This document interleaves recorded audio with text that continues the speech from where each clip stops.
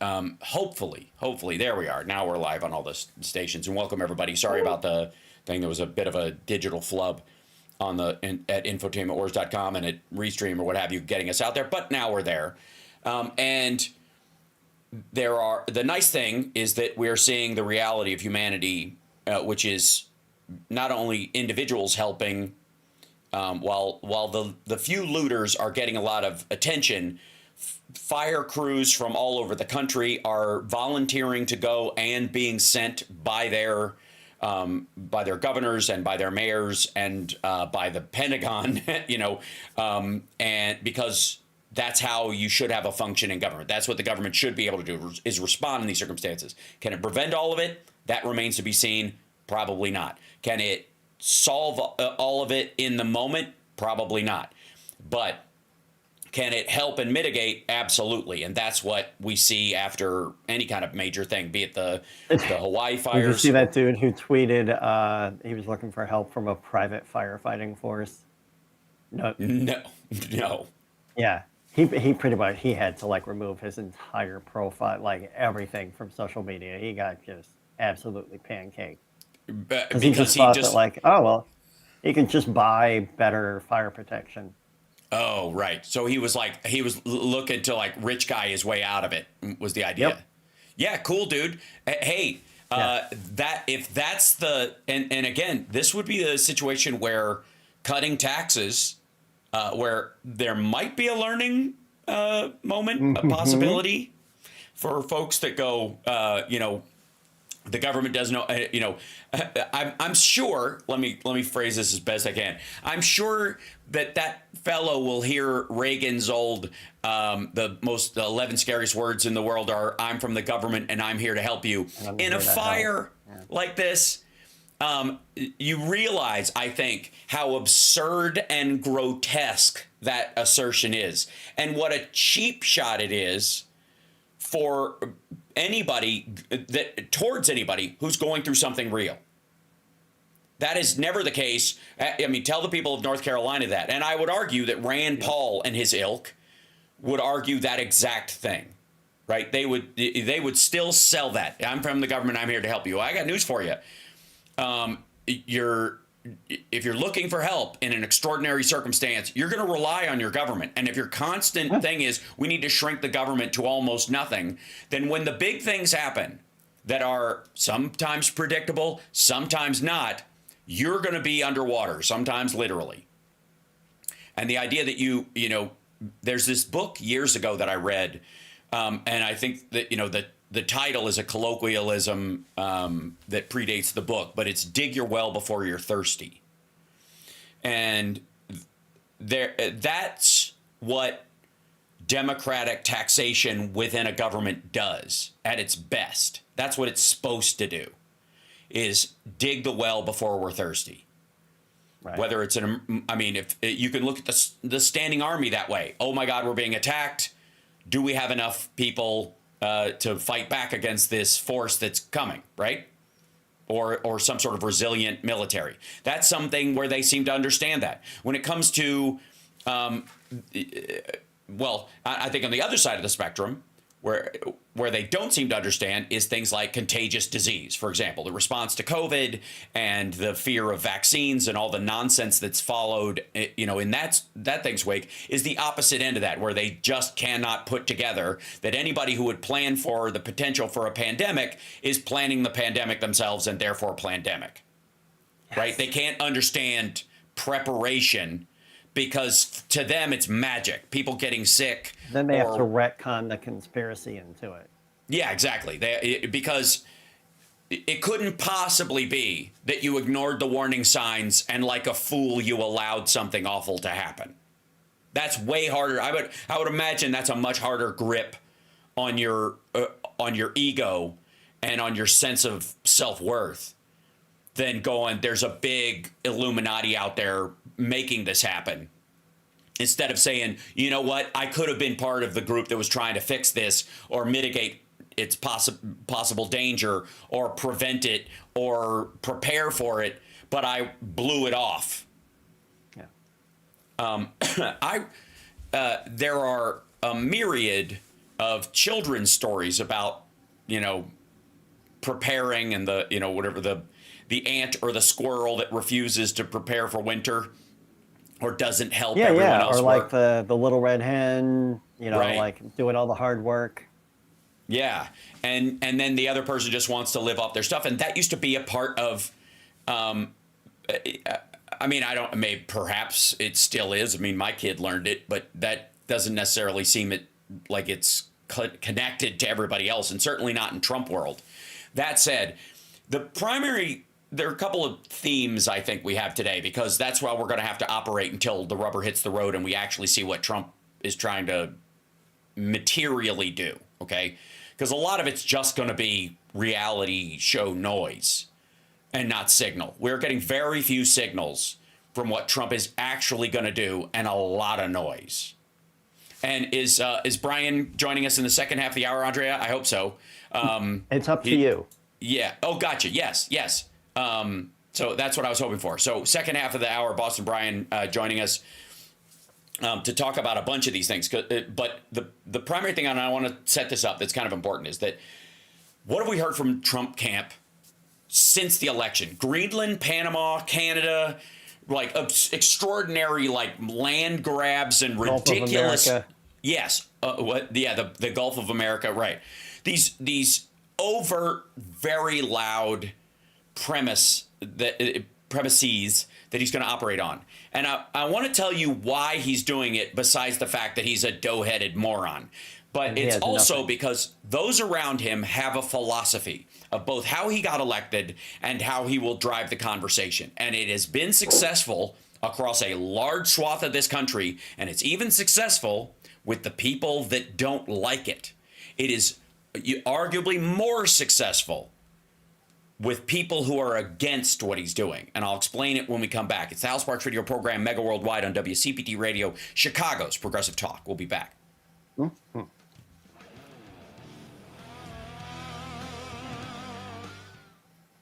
Sorry, Andrea, I had an update when I was coming in, so I don't have Discord open, so I couldn't see that he could make it. So, but Brian, yeah, we'd love to have him in here. And let me make room for two. Make room for baby.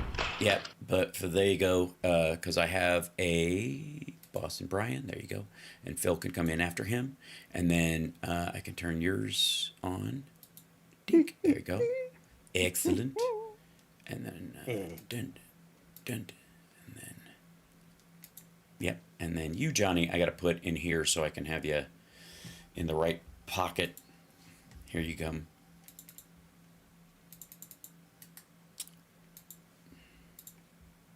Which pocket? That one. Pocket.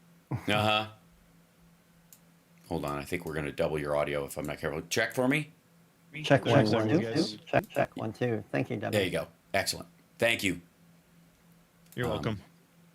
And I can turn off both of those, and we're good. Okay, cool.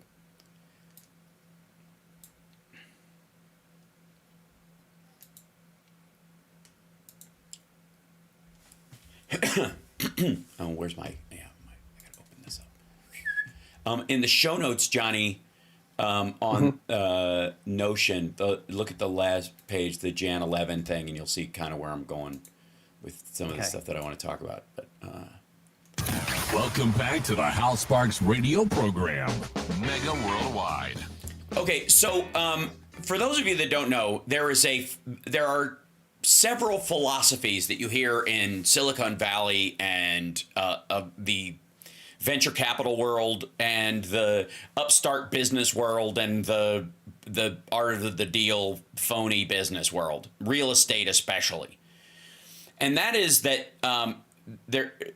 you'll hear this from Elon Musk about first principles. You'll always hear first principles because it sounds scientific and philosophical at the same time. It's very impressive. And it's where you're creating a product where other companies have created these products that might do something about the area you're interested in, but they've got a lot of other things attached to it. Your iPhone has now gotten so many tools on it that it's hard to do an essential tool. Is it still a phone at this point? or is it just a little computer that also makes phone calls, right? And do you need even... Scares the hell out of me when it rings, that's for sure. Right. Oops, sorry, let me bring you back, Johnny, because I was fixing that screen. So the essence is that when these businesses think about being disruptors or all these cute little phrases they use about trying to create a new business or a specialty business within tech, the tech industry, that they talk about first principles. What does this thing actually do? What do we need it to do most of the time? What does a car actually do for most people? Does it drive all the way a country? Do you still take your family and pop them in the station wagon and go on 2 cross-country trips on Route 66 every other year like they did in the 70s? Is that still true? No.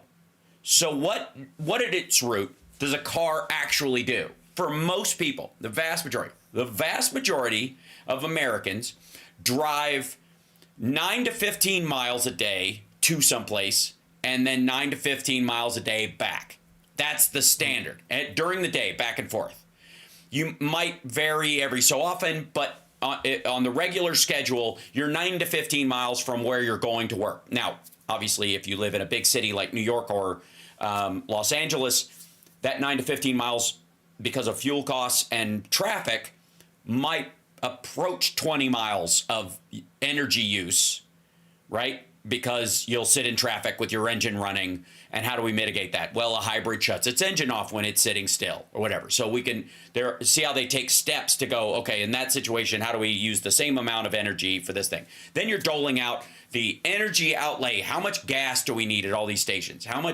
What's the price for gasoline? What's the processing level? How do we know in 3 months we're going to have difficulty with people driving places?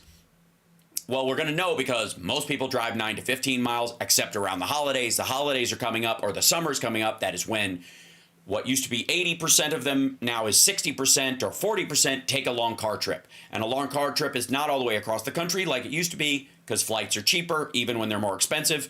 So for the entire family. So what do you do? It's probably 200 miles or less. Usually it's from, whether you're going from, Cleveland to Cincinnati or Frankfort, Kentucky to Tennessee, as my family will often do, you're inside that window. And so when you're sitting there designing a car from scratch, now, if you were starting from, okay, we need a horseless carriage that you can fit 4 people and luggage in, what do we actually need it to do? Most of the time we need it to drive less than 400 miles with a couple of, basically 300 miles with some cushion for humanity. You're always going to add the cushion for humanity. So 400 miles, a 400-mile range on a car. And then daily, how much you charge your car, how quickly it needs to charge. Does it need to charge all 400 miles every day? No. It needs to charge somewhere between 30 and 50 miles a day so that on a not so average day, you could drive to and from work and to and from the store if you were having company or family or it's the weekend, right? Mm-hmm. So if you made a chart of what a car looked like in 1970 with a gas tank, and then you need it to last until the next gas station, and then it could last to the next gas station. How far apart do gas stations need to be? Like, these kind of calculations are done all the time by companies and governments all over the world. You have a functioning government and you have a functioning civilization that is not, that has paved roads and traffic lights. There are myriads of people waking up every day trying to maximize the benefit, minimize the cost of all of these elements. And it's a lot, right? So when these guys come in and they start wagging around this idea of first principles, that's what they're talking about. They're talking about what are we actually selling and who are we actually selling it to? Let's say the electric car consumer that we're talking about is an upper middle class person that doesn't necessarily have to drive to the office all the time. Maybe they're the kind of person who drives to a private airfield, or they're the kind of person who drives to a small 1 or 2 person office, or they just have it. They work out of their home because they're well-to-do or what have you.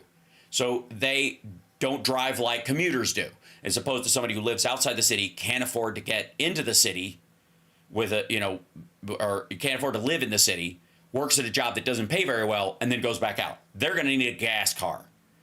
right? And they're going to need low gas prices to make that happen. So gas prices go up, so do service costs in cities, and that's how it goes. But an electric car, not necessarily. So you start from scratch. And the reason this is kind of important is I went to CES, the Consumer Electronics Show. I'm wearing the shirt today because it's clean. Pretty fun. It's pretty fun. But I was visiting with this group and interviewing people from Aptera, which is this solar car company. And they have this little solar commuter car that has 3 wheels. It's very streamlined. It looks very futuristic. It's really cool. And it takes in more energy than it releases. You could drive. It has a 400-mile range, and it can charge 25 miles a day just from the solar panels. Or 40 miles a day just from the solar panels. So if you're just a regular commuter in it, it's good. You never have to plug it in. You just park it outside. And most of the time, it's going to get enough for your commute back and forth. And then if you do need to drive farther, you have a 400-mile range. It's kind of amazing, right? They're going to go into production in the fall with a few things. And then by next year, they're looking to create, 10,000 or so. We'll see. But it depends on if they can get VC funding and all this kind of stuff. So they went through this kind of first principles thing for real. They sat down and went, okay, what do most people need that in a commuter car?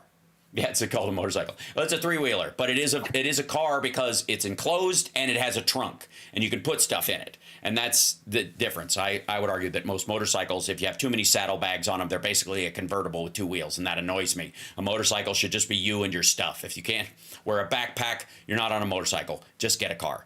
Get a convertible and call it a day. So the point I'm trying to make is that Elon Musk will throw this nonsense around as if he actually does it. And he doesn't. He doesn't do any of that. In the case of Tesla, 2 other people did it, created Tesla, and he bought the company. The rest of the time, they just engineered they piggybacked on the engineering of every other company. So Sure. Look at commuter cars from any car company, from Hyundai, who, by the way, now owns Boston Dynamics, if you didn't know that, or Honda or Toyota or Ford or anything. And they're making these, right? Like if they're making a commuter car, they've already done these calculations. They've already worked it out. And and so all Tesla's doing is, okay, sedan looks like that. Sedan sells like that. Sedan needs this kind of range. Sedan has to have these rules about crashing. Sedan needs this many airbags. All that work has been done before. He's not starting from scratch at all. So what I'm trying to tell you is it's all BS. Not only is he not doing it, but he's using the illusion that he is to convince other people that he's smart. Okay? It's really frustrating. And by the way, makes total sense why he's in line with Donald Trump, who did not write The Art of the Deal. Did not write Art of the Deal.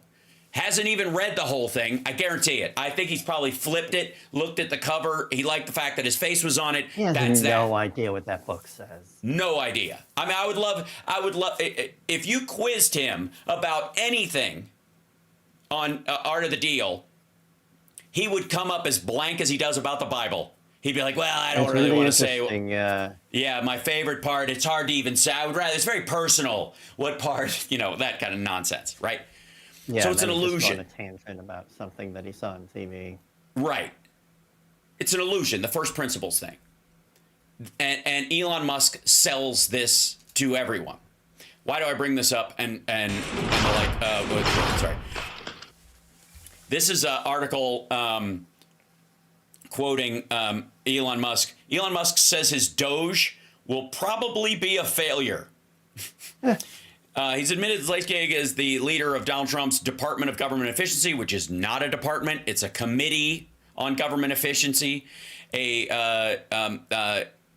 initially said he could slash $2 trillion from the federal budget, called it the best case outcome during an interview on X. From the eccentric billionaire told political analyst Mark Penn that the $2 trillion goal wasn't entirely out of reach, but said, we got a good shot at $1 trillion, which is, by the way, go back and watch how many times he said that Teslas would be autonomous taxis that you could rent out to other people, like have your own Uber running while you're not even in it in whatever, 2015.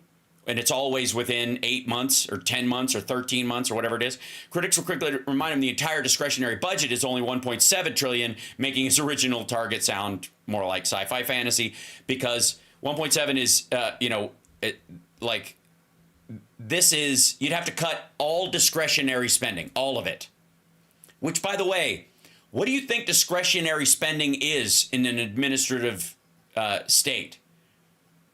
It's everything the government hasn't already allocated that the new incoming administration can spend on its priorities, that it allegedly is elected to do in the first place. If it's going to pull funds and create anything that specifically talk and pay back its voters for putting it there, that's where that funding is going to come from. We'll be back right after this. It's the Hal Sparks radio program, Mega Worldwide.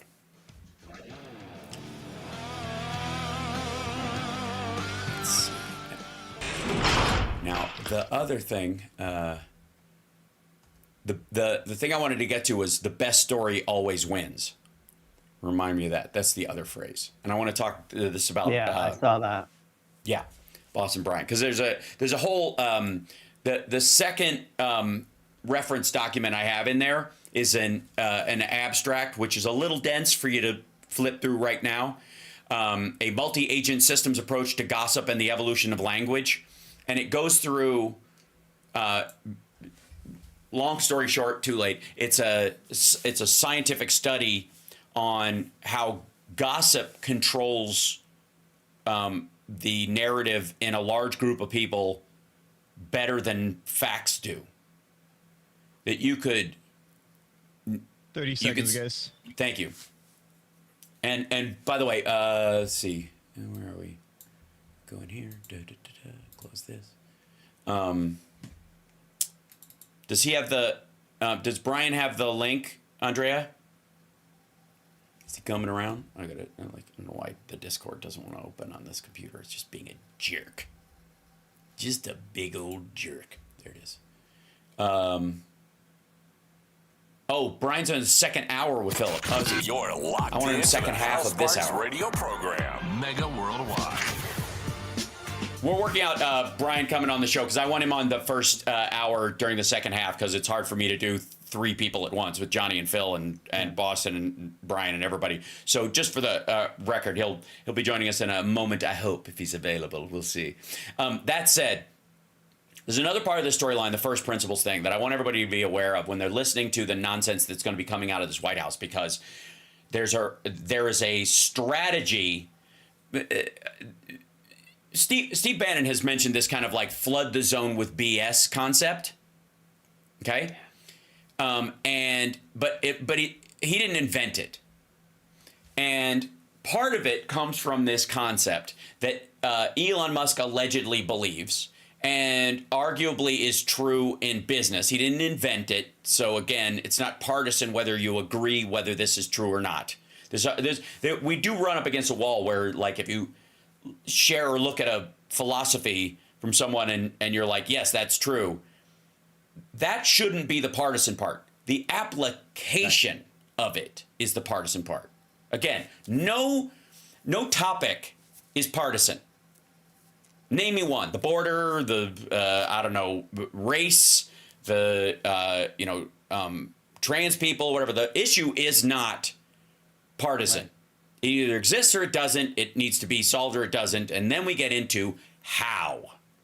What needs to be done, if anything at all. That's the partisan part.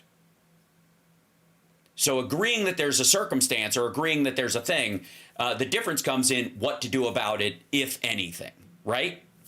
And so driving this, thing is the fact that Trump, curiously enough, and the debt ceiling is a great example of this, and our dear friend Rob Glenn from Root Design Chicago and I on Friday I discussed this, is that Trump's biggest, most material thing that he's actually tried to get done as he's going into office, where he's been reaching out to his fellow congresspeople and all that, those folks, and try, the people in Congress and the senators that he has in his pocket.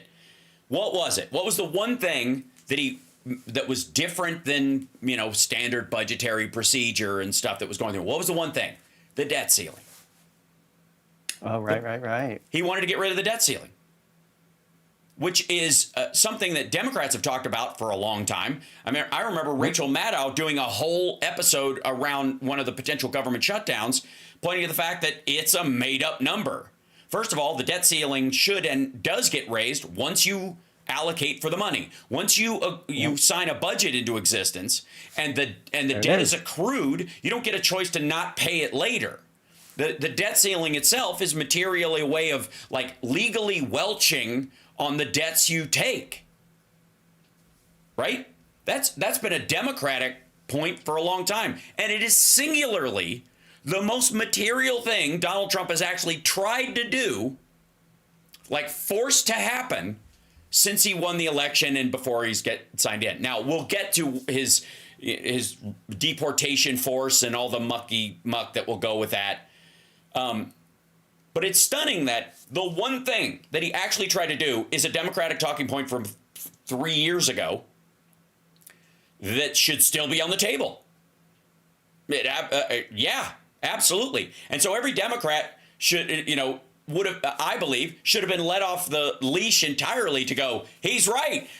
Finally, Donald Trump is coming around to us. Donald Trump is agreeing with us that the debt ceiling's got to go. Now, why he wants to do it is obviously for a tax cut and that kind of stuff. The pushback would be on that. But his own party will do that. You don't have to do that cleanup. But what you can do is take away his story. And his story is that he is the smartest guy and he thinks of stuff that nobody's ever thought of. Well, half the time it's stuff that Republicans have never thought of or they have jettisoned a long time ago. Because it won't fly with their supporters for religious or philosophical or economic reasons. They just don't care. And so they won't bring it up, because they know it won't fly with their voters. That's the only reason they don't bring it up. Or, maybe they're stupid and they haven't had somebody sit in a room and think up everything. I mean, I'm a big fan of the Pentagon method, which is you got a bunch of people sitting at desks and you're like, Tompkins, I notice your pencil is on the table and you're sitting back in your chair. Do us a favor. Write up a battle plan if Japan seizes Guam, reestablishes itself as an emperor state, and attacks Alaska. Why? That's never going to happen. It's not my point. We got to have a contingency plan for everything. It's that you're not doing anything right now. It's your job. I want 3 variations of possibility, and I want you to game it out. There he is. I see Boston Brian in the background showing up for us. What? And look at him, just as handsome as ever. And he's got a green screen, so it's going to be very exciting for me. It's adorable. So, I can probably pin it up or take it down if you want. No, I like it. No, absolutely. I'm going to bring you in right now. Give me 1 second. And the audio is a little jumpy, though. I'm nervous. Yeah, audio's a little crusty, but that's okay. Hold on, we'll see. So my eyes, sorry.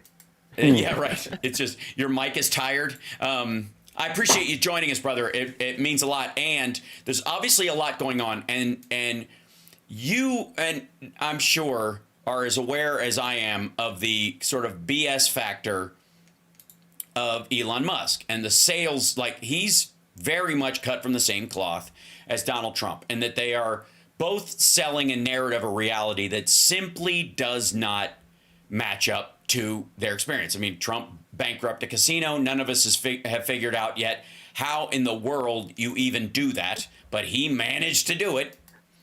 So here's the phrase, and I want to hear your take on it, and Johnny Million, you as well. And this is the ongoing one, is that the best story always wins. This has been a business moniker for a long time. It's growing in popularity. You can tell it's almost reaching its hack everybody says this level if Elon Musk starts saying it. By the time he said it, it's like a quote from a show in the early 80s, late 70s that everybody says, but they never saw the actual episode. As God is my witness, like I thought turkeys could the fly. BAMs in the old Batman that everybody knows but never saw actually. That's exactly right. Yeah. So, but the best story, not the truth, not the facts, but the best story always wins. And what makes a good story? So, anyways, your take on hearing that, knowing that about Elon Musk and him being around Trump, and how successful they were at seizing the narrative on a couple of things. This speaks to maybe an undeniable reality that we have to work on our side, because I think we have some great stories. Maybe it's just how we tell them. I think you're absolutely right. I mean, now when you say like, creating a story, do you mean like kind of creating a background, like a fake, like profile almost, of trying to make him look like a businessman? It doesn't matter. Yes, it can be a fake legend or a real one. It can be, the real. Like I'll give you an explanation. Vast majority of immigrants that sneak into the country end up working like low-end jobs that don't pay very well, send some money home, work very hard, and are decent people, and are scared to death of getting caught.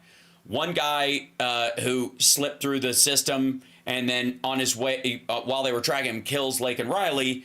He's the story. Her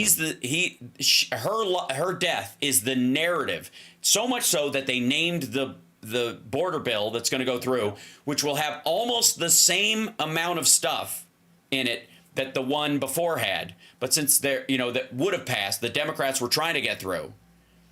Mm-hmm. Almost identical bill. But the Republicans name it the Lake and Riley Act, and their people have to jump in. That is an example of seizing the story and saying the best story always wins. So the question in that I can almost guarantee that there are people on the opposite side of that too that have come across, the border and have started fantastic businesses that have companies that help people daily, whatever it may be doing, or have somehow turned that into a career, which is now thriving in this country. And I think if we spotlight and highlight those type of people, or the people that come here and the people that we talk about every day. I did roofing for 6 or 7. Oh, sorry, lost you for a second. Say that again. At roofing, come back and I think check for me. Now there's nothing. Okay, reconnect, Brian. Let's go to break and reconnect. Yeah, we'll take a break and then we'll reconnect because I want to hear that story and I want to get it clear. The audio was crunchy anyway, so we'll try and remedy that. Fear not. We'll be back right after this. It's the Housemarks Radio program, Mega Worldwide, with 100% more Johnny Million and our dear friend Boston Brian joining us from his volcano lair. We'll be back. Okay. Okay, let's do this. I'm going to turn off all the extras on this, and then I'm going to request your default mic on your thing. That'll do it. Check for me. Check. Okay, I don't hear you for some reason. Yeah, hang up and reconnect, and it might do the thing. So just click out of there and then come back on, and that might do it. This isn't you too, because sometimes it's just internet stuff. He gets so like I feel bad because Brian takes it personally. He's like, I can't believe I have failed you. No, he's I mean, we all know, like, I blame Boston Brian for most of the things that go wrong in my life. Yeah, say that as he's coming back in. That's good. Check for me, Brian. Are you there? It's usually Brian's buddy. fault. How are you? There you are. Still sounds poopy. It's still got the crunch on it. Let's see. Why don't I try this, bud? Why don't I try this? I'll just go with the speakers from the computer. You might be getting both my headphones and my microphone. Do you know what I'm saying? Can you hit? Yeah. Does that make it better or worse? Better. Oh, way better. Way better. All right, cool. I'll take that out. Don't need it. Excellent. Don't need Look at it. that. Brilliant. You sound fantastic. I think you were getting both. I don't know why it happens when I come on just Video Ninja, because I use the same setup for my streams and it doesn't do that. But for some reason, I think you're getting both the audio from the headphone when I'm and the selecting microphone what audio I want when I connect to Video and Ninja, I can't hear a word Johnny's saying. Oh, and you can't hear Johnny now? Of course. Test 1 2. Check 1 2. Check. Can't hear me? Let's see. That might be a See, speaker. that's the problem. Oh, because you don't have your But headphones in, do you? Oh, I can hear you perfectly through the laptop. Okay, I will relay for this next segment what Johnny says if he kicks in. But just trust that he's talking. We don't have long anyway. No big deal. Yeah. Stand by, coming back. I know he's got wonderfully, beautifully intelligent things to say anyway, so I'll just assume such. Well, and also he loves saying things to you that are mildly insulting in a funny way. Radio program, Mega Worldwide. Welcome back. So before we went to break, because we had the audio issue, you were talking about the work that you do, and we were talking about how the best story always wins. Go ahead. Right. So I've been lucky in my life to work a multitude of different jobs, whether it be in the restaurant business, whether it be landscaping, construction, roofing. Now I do plumbing. I have had the privilege of meeting some of the hardest working men and women. You'd be surprised how many women you'd see up on a 30-foot roof. I would not, Getting the would. job You're done right. at 6 a.m. when it's minus 2 degrees out with the wind chill.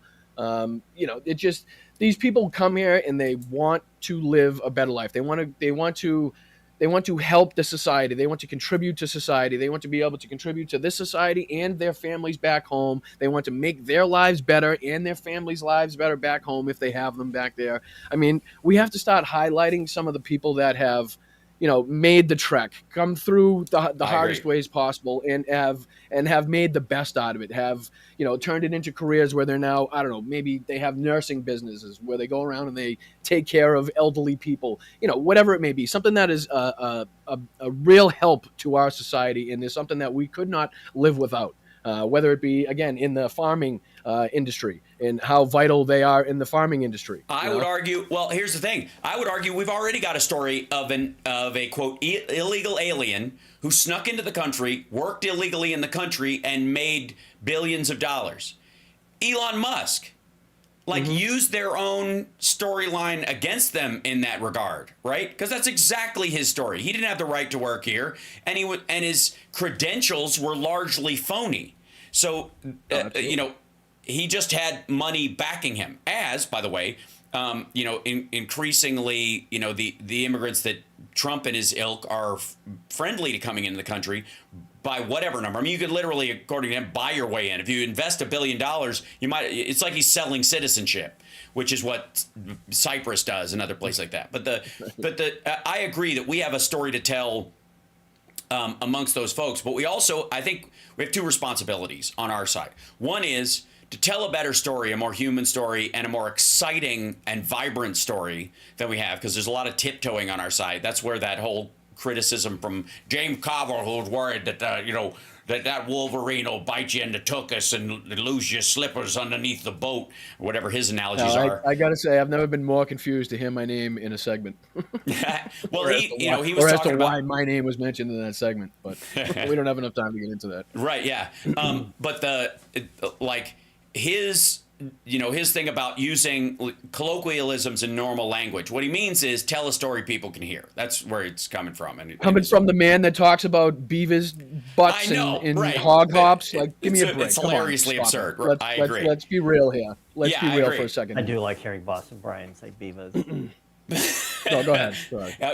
Johnny likes just the way you pronounce the word beaver is the fun part. But just passing that on. James Carville. Give me a break. But the point I'm trying to make is that he's the one who sold the whole "it's the economy stupid" thing to Clinton back in the day, and it worked. And Clinton ended up getting reelected in spite of the fact that they were trying to turn him into a philandering, monster who was desecrating the White House. And never mind. But this last election was about the economy stupid. I mean, not saying that to you, but how much did we try to prop up the economy? How much did the Biden administration and the Harris campaign try to prop up, the accomplishments that they've made in the economy? It didn't seem to work.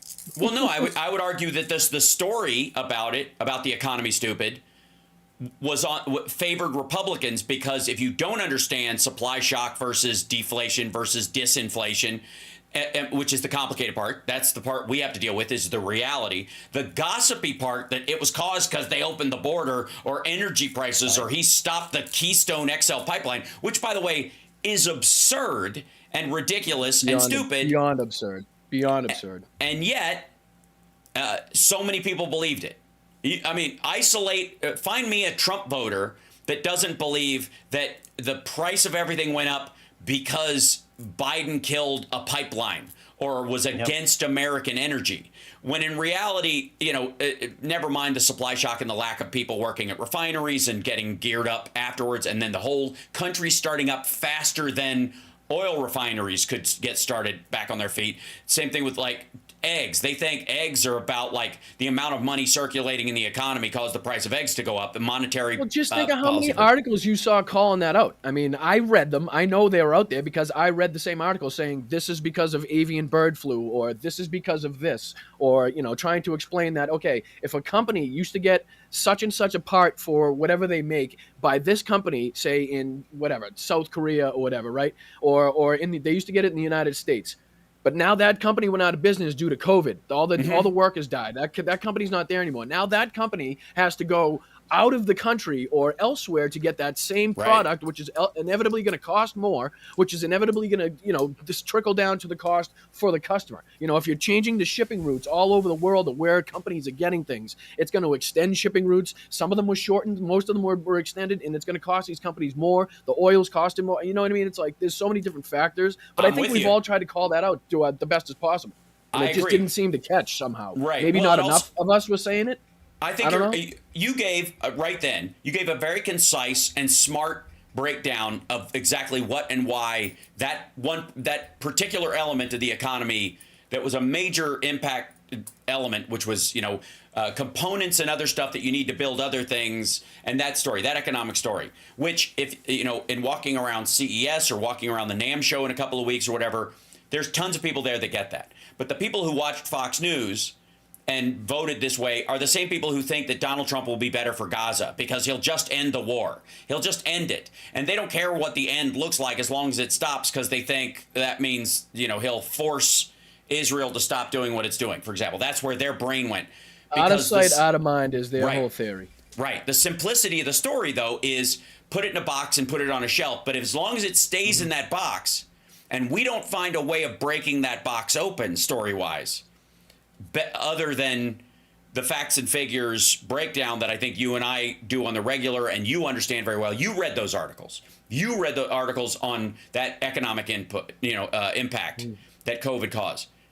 You think most MAGA folks did, or any of the crossover voters, or the people who stayed home, or the people who said, I just don't trust Biden on the economy like that? You and I both know that if they had a second question, what could he do? Should he do this, this, or this? The I don't know aspect would be through the roof, right? He should be able to make that decision. Well, what if it fails? That goes to the fact that there's no simple answer to a complex problem. You know, there's a multitude of different nuances that you have to take into account in order to come to the correct conclusion as to why prices are the way they are. I mean, there's a multitude of different factors. Go for it. Go for it. Sorry. And that's you're right on the nose. That is exactly why the best story wins, because they don't have to worry about drafting the narrative backwards. They can just create one out of thin air. I think the problem is the complexity, though. That's what I think. I think it happened. A lot of people tune out after.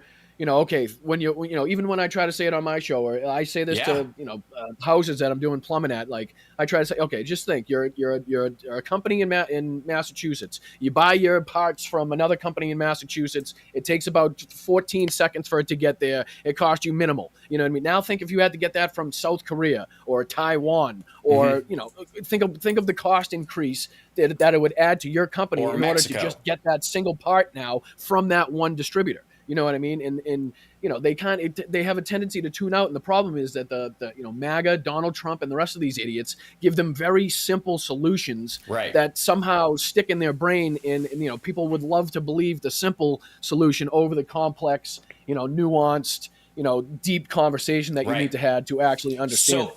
So that brings us to the diving into complexity concept that I've been talking about for quite some time. And I would argue that the idiot's version of diving into complexity is the whole first principles fiction that Elon Musk sells everyone, right? Is that he just talks about, I do the smartest thing. I go right down to the basis of what we ultimately need. And we sit around and just trust me, me and a bunch of smart people sit around and we figure out the bestest thing. You wouldn't understand. Right. And then it never pans out. But by then you're so baffled by the complexity that you assume. It's really fascinating because to your point, they assume competence where there is none. Donald Trump talks about that complexity in a way that he just dismisses people as stupid, which means on things that are relatively complex, real estate, background funding, LLCs, and the insurance and the construction costs and working with, there's a lot of things in that, and he just acts like it's nothing, even though he fails at it all the time. He's got a fail record on most of his structures that outpace any mom and pop store or anybody who starts their own business most of the time. Right. But he's Which is why he loves bringing up that story of the fat guy that sat through his seat and his seat broke because he bought the seats from a cheap guy and ended up getting sued because the seat hurt him or something like that. I guarantee there's so many of those different stories that you could pull up from, not Trump buildings, but, buildings with the Trump face on them, or even the ones that he did have some responsibility in actually constructing. I think there's maybe one out there. Oh, yeah, no question. And so here's what I would say. Is that I think we have an opportunity to seize that complexity thing you're talking about by simply stating the complexity of it instead of explaining the complexity of it. And fearlessly, that says to things like this, instead of saying like everything that you've explained so eloquently about supply and the availability of certain components for the creation of this thing. But that brings us back to jargon, right, though, Hal? Like, you almost need to come up with a short, concise message. Don't laugh at how I say jargon, Johnny. I can see you laughing in the background. I thought you meant jogging. Johnny thinks you mean no, running. not jogging. Jogging. Not they're not khakis, the khakis. I don't know if I'm pronouncing it right. Apparently you just But you know what I mean? That kind of brings us back to the jargon term where it's like, we have to come up with the... politics is you get people's attention span quick, I think. Okay, but okay, there's a difference. I would agree. I see where you're going with that, but I would, and this is obviously not something we're going to work out, in one show, but it's also something we can germinate on and focus on and trying to come up with is that, sometimes, like the memeing of certain things tells a better story than jargon itself, and that's where the right seemed to get a handle on it early. And the left has been slow to catch up in that regard. I think it's up to us to, instead of like assigning a name that's specific to a thing that in how we talk to our folks, is that there's a jargon that you can use against for the outsider. Most jargon is inward. What Trump does is externalize jargon. Those people are stupid. I understand what the word stupid means. So do you. Everybody understands what the word stupid means. How he's using it is garbage. That's true. He's stupid himself. Do I have to explain what I mean when I say all hell will break out? Not lose out. God. It will break out. You're hurting me. You're just hurting me. Just doing that to hurt me. It drives me so crazy. All hell's going to break out. He's never gotten one of those. Not a single one of them has he gotten right. No, and he's never going to because his brain is, it's like the oranges of the, I always think Mueller. about the well knit. Remember yes, when he yes, when he close knit? Right. Yeah, Johnny was saying that it reminds him of that time when Trump was like, it reminds me when Trump said, I come from a family that was very well knit. Because he just doesn't, it's like J.D. Vance, too, is terrible at these colloquialisms because they don't human very well. Yeah. Oh, God. It's so... Speaking of not being a human very well, right. Lex Friedman. I've been diving into his chat with Zelensky. Volodymyr Zelensky, and I'm just kind of curious. How can a schmuck from Boston, an Irish kid from South Boston, possibly manage to say Volodymyr Zelensky better than somebody from the region? Like, Lex was born in Tajikistan, lived in Kyiv, lived in Moscow, and for some reason he can just not say Volodymyr Zelensky's name correctly. He loves to, I don't know, maybe he's doing it on purpose, but I've been kind of diving deep into that, and right off the bat where he brings up corruption, talking about Musk and Donald Trump really, really caring about cracking down on corruption, it was just a poor taste in my mouth right from the start. So I'm about halfway through it so far. Well, Lex Friedman uses boredom as a business model to appear smart. I must be speaking very calmly because I sound like an android. I would rather watch a dog lick peanut butter off itself than Yeah. listen to his podcast. Daily. So in our last moment, I want to remind everybody, Boston Brian has a show every Sunday, Blunt Politics. Please check it out. Please subscribe to his channel. And Wednesday night too, buddy. Wednesday. That's right. Yeah, you overlap with my Wednesday show sometimes, young man. But I know. I'm sorry. It's so hard to pick a time where I'm not stepping on it's very somebody's hot. toes, and I fall asleep hot. like at the drop of a hat. So if I'm up at any time past 10 trying to do a show, who knows what I'm going to say? So I've built it in where I figure that the sparklers will come in a little afterwards. Yeah. So don't. No, it's good. I'm playing around. It's actually good, and I want everybody to subscribe to Brian's channel and check him out because the more the merrier, and he's got great takes on stuff. And I'm only teasing you because I adore you. We got to take a break. We'll be back right after this. Philip Bittner will join us or whatever. Stick around, Brian, for a second because I want to talk to you during the break with the crowd at infotainmentwars.com. We'll be back. Thanks, bud. Sorry. I've actually got something. Can you convey this? Yeah. Midas Sue wanted to see. We were Johnny, can I just say all you've never about- sounded better.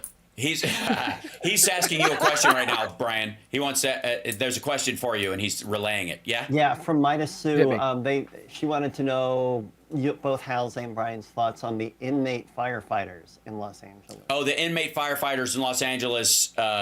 From our take on them.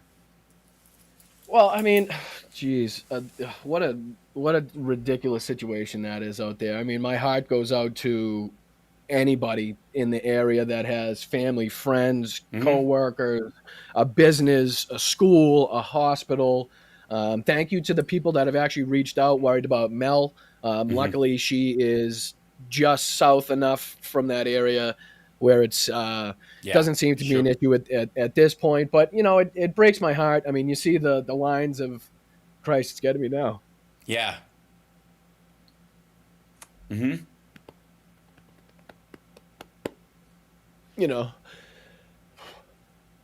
It's tough. It is. I wish Brian could hear me. He's such a good dude. You see the lines of, firefighters from Mexico. Yeah. Yeah. After being demonized by the person that's about to take power in this country. Mm-hmm. I don't know. Sorry, I don't know.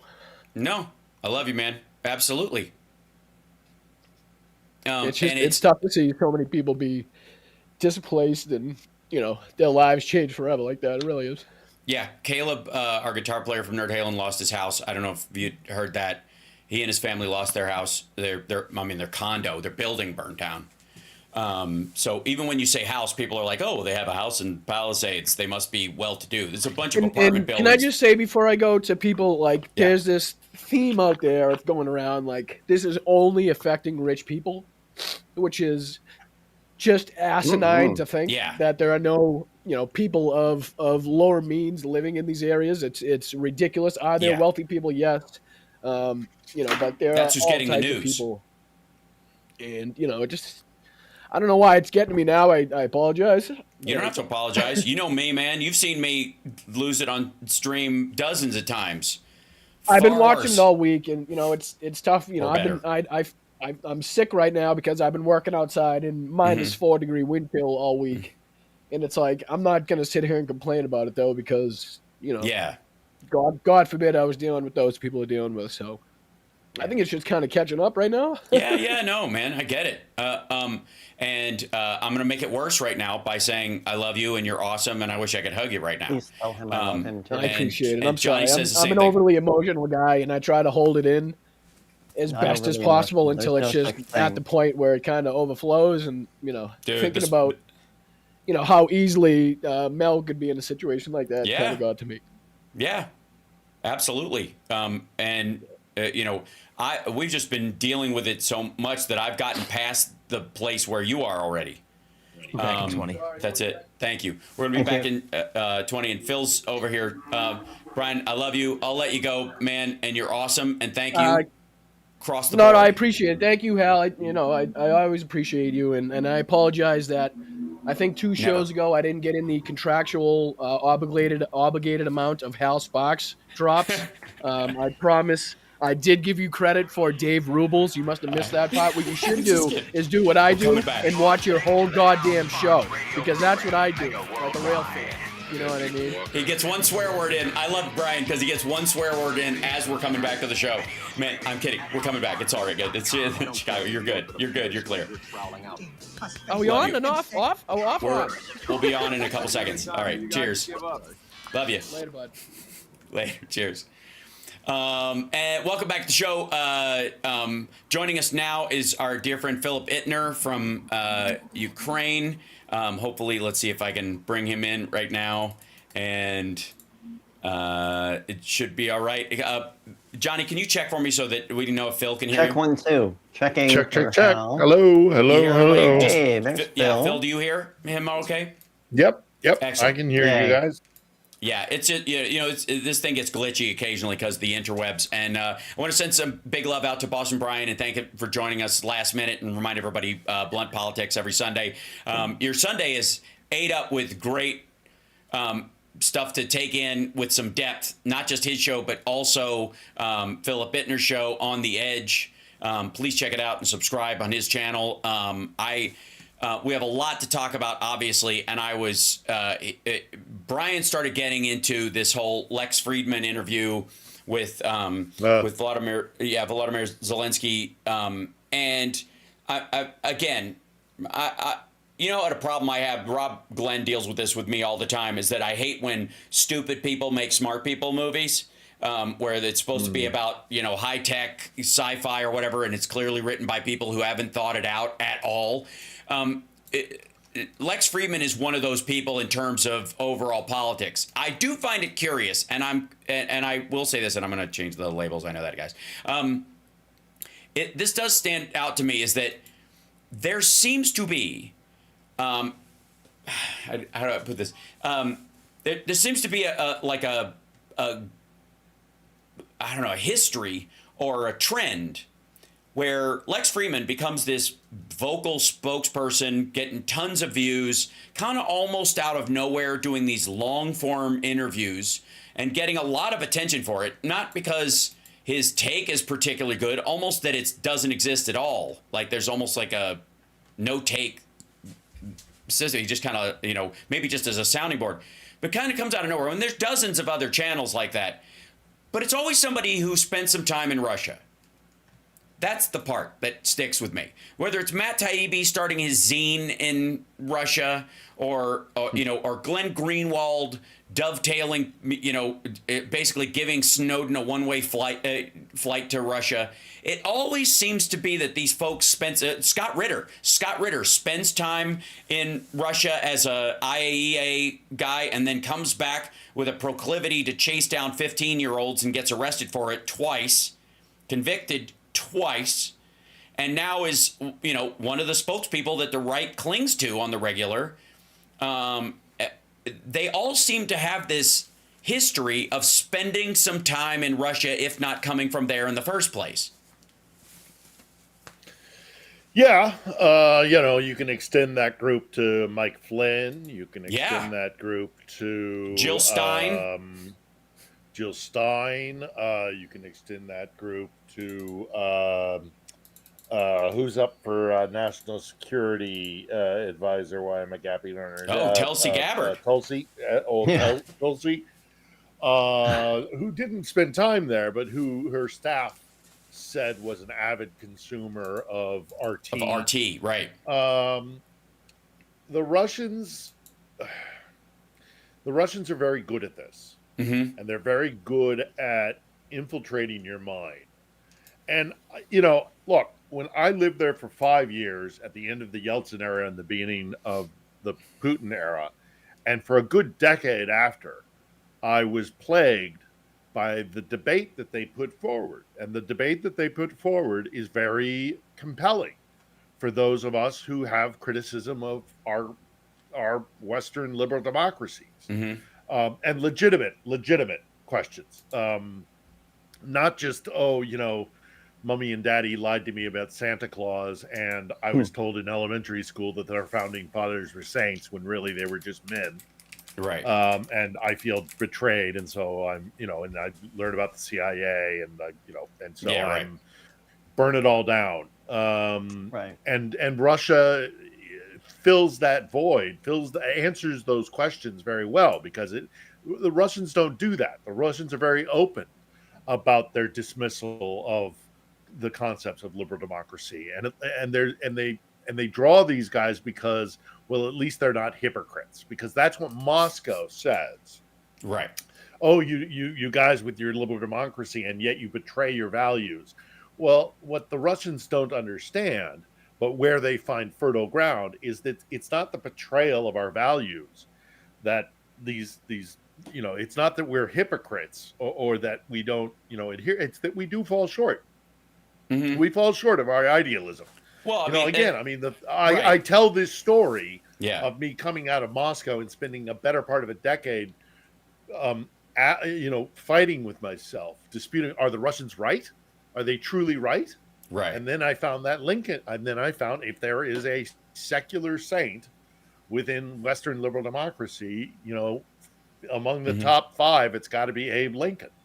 And I found that Lincoln quote, and the Lincoln quote, just the clouds parted, the sun shone through it. And the point is, yes, you're right. We fall short of our aspirations. We don't meet the high standards we set for ourselves. Land. Yeah, we don't get to the promised land. But what's the alternative that the Russians offer us? And that's what bothers me about these guys. These guys who are so upset with what they perceive as Western American hegemony and how awful and despicable it is, but they never look at the alternative that Moscow offers. And having lived in Moscow, and having worked in the Russian imperial near abroad, and that sphere of influence, what do they offer in response? What do they offer? The response that they offer is an abandonment of the aspirations to be better, and they never look at that kind of stuff. So those who become fellow travelers with the Russians are really just saying, the heck with it. Right. I'm just going to be brutal. And the idea of things like inalienable human rights, and the rule of law and the vote, those don't matter. And so, chuck the baby out with the bathwater. And that's what I can't abide by these fellow travelers. Yeah. Well, and I would, it's consistent through the, these folks who've been kind of like dough-headed in following it. Others seem to have, like the people that were working with Tenet Media, marching orders, ultimately, whether they admit to it or not, or whether you could fully catch them on it. I would be very disappointed in the Russian intel system if they didn't have a deny and desist rule in anybody that they pay as a functional, paid, useful idiot, like the Tenet Media guys, like Tim Pool and others, that if you get caught, just say you didn't know anything, and we'll make sure that the languaging, anything that's written, allows you to distance yourself, because nobody would take on the potential for going to jail, or if there was something written that would catch them. So, of course, they're given that, and they can, give some level of plausible deniability. But those that have risen up, who've gotten an artificial bump, both through appearing to be either fair or on even on the liberal side of things, which I would say Matt Taibbi benefited from at Rolling Stone for a long time, selling this idea of like showing a mirror back to Americans of the stuff we know is wrong and we are working to fix, as if we don't want to or haven't or don't, and then turning on the country ultimately because I've got a list of warts here. We're trying to cure those things, as opposed to why not just go ahead and be a walking wart? And the idea that like somehow if you can't be Jimmy Carter, you might as well be Donald Trump. Who cares? You might as well just throw it to the wind. And that is the Russian leadership's methodology. Yeah. Whether the average person is, that is absolutely both their talking point and their belief system in that way. And Elon Musk had this thing that came up in this thing recently that I had been looking to about this whole idea of the best story always wins, which is another way of saying that you can lie your way out of stuff. On the one hand, if you have a better story, it will always benefit you.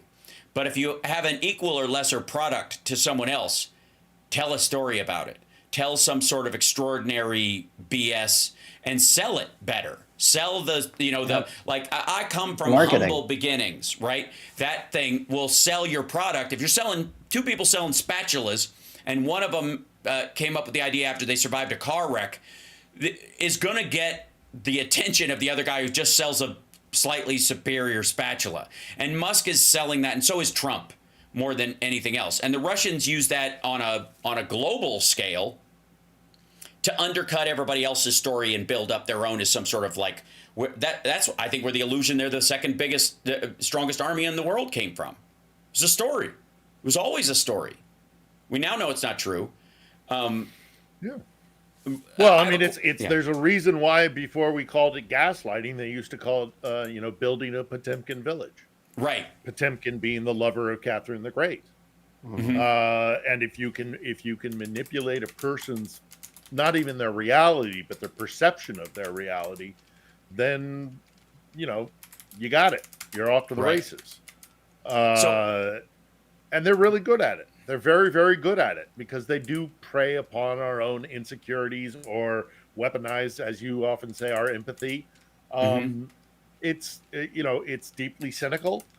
And I find it interesting. I was talking earlier today with a friend of mine. We were talking about kind of Musk and all the rest of that kind of stuff. That very much fits into the Moscow perception of, or during this Lex Fridman interview where he said, I have this dream that if just, Volodymyr Zelensky and Trump and Putin can get in a room together, you'll hash it out.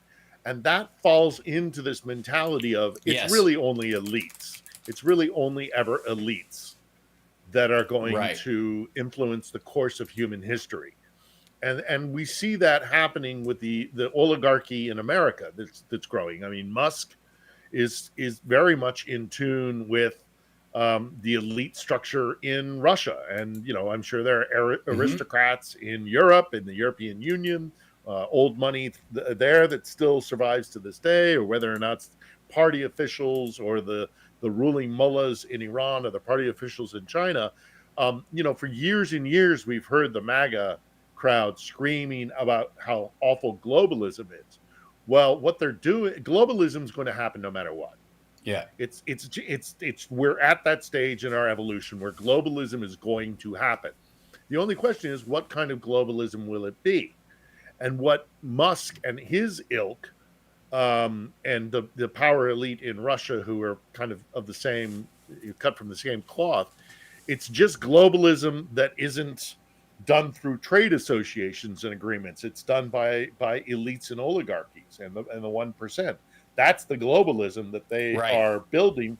Elite globalism versus people's trading with each other. Right. Let's we got to take a break. And when we come back to undermine that. Yeah, when we come back, I want to put some meat on the bone of my assertion that the idea that the Russian military was the second best in the world has always been a story more than a reality. We'll be back.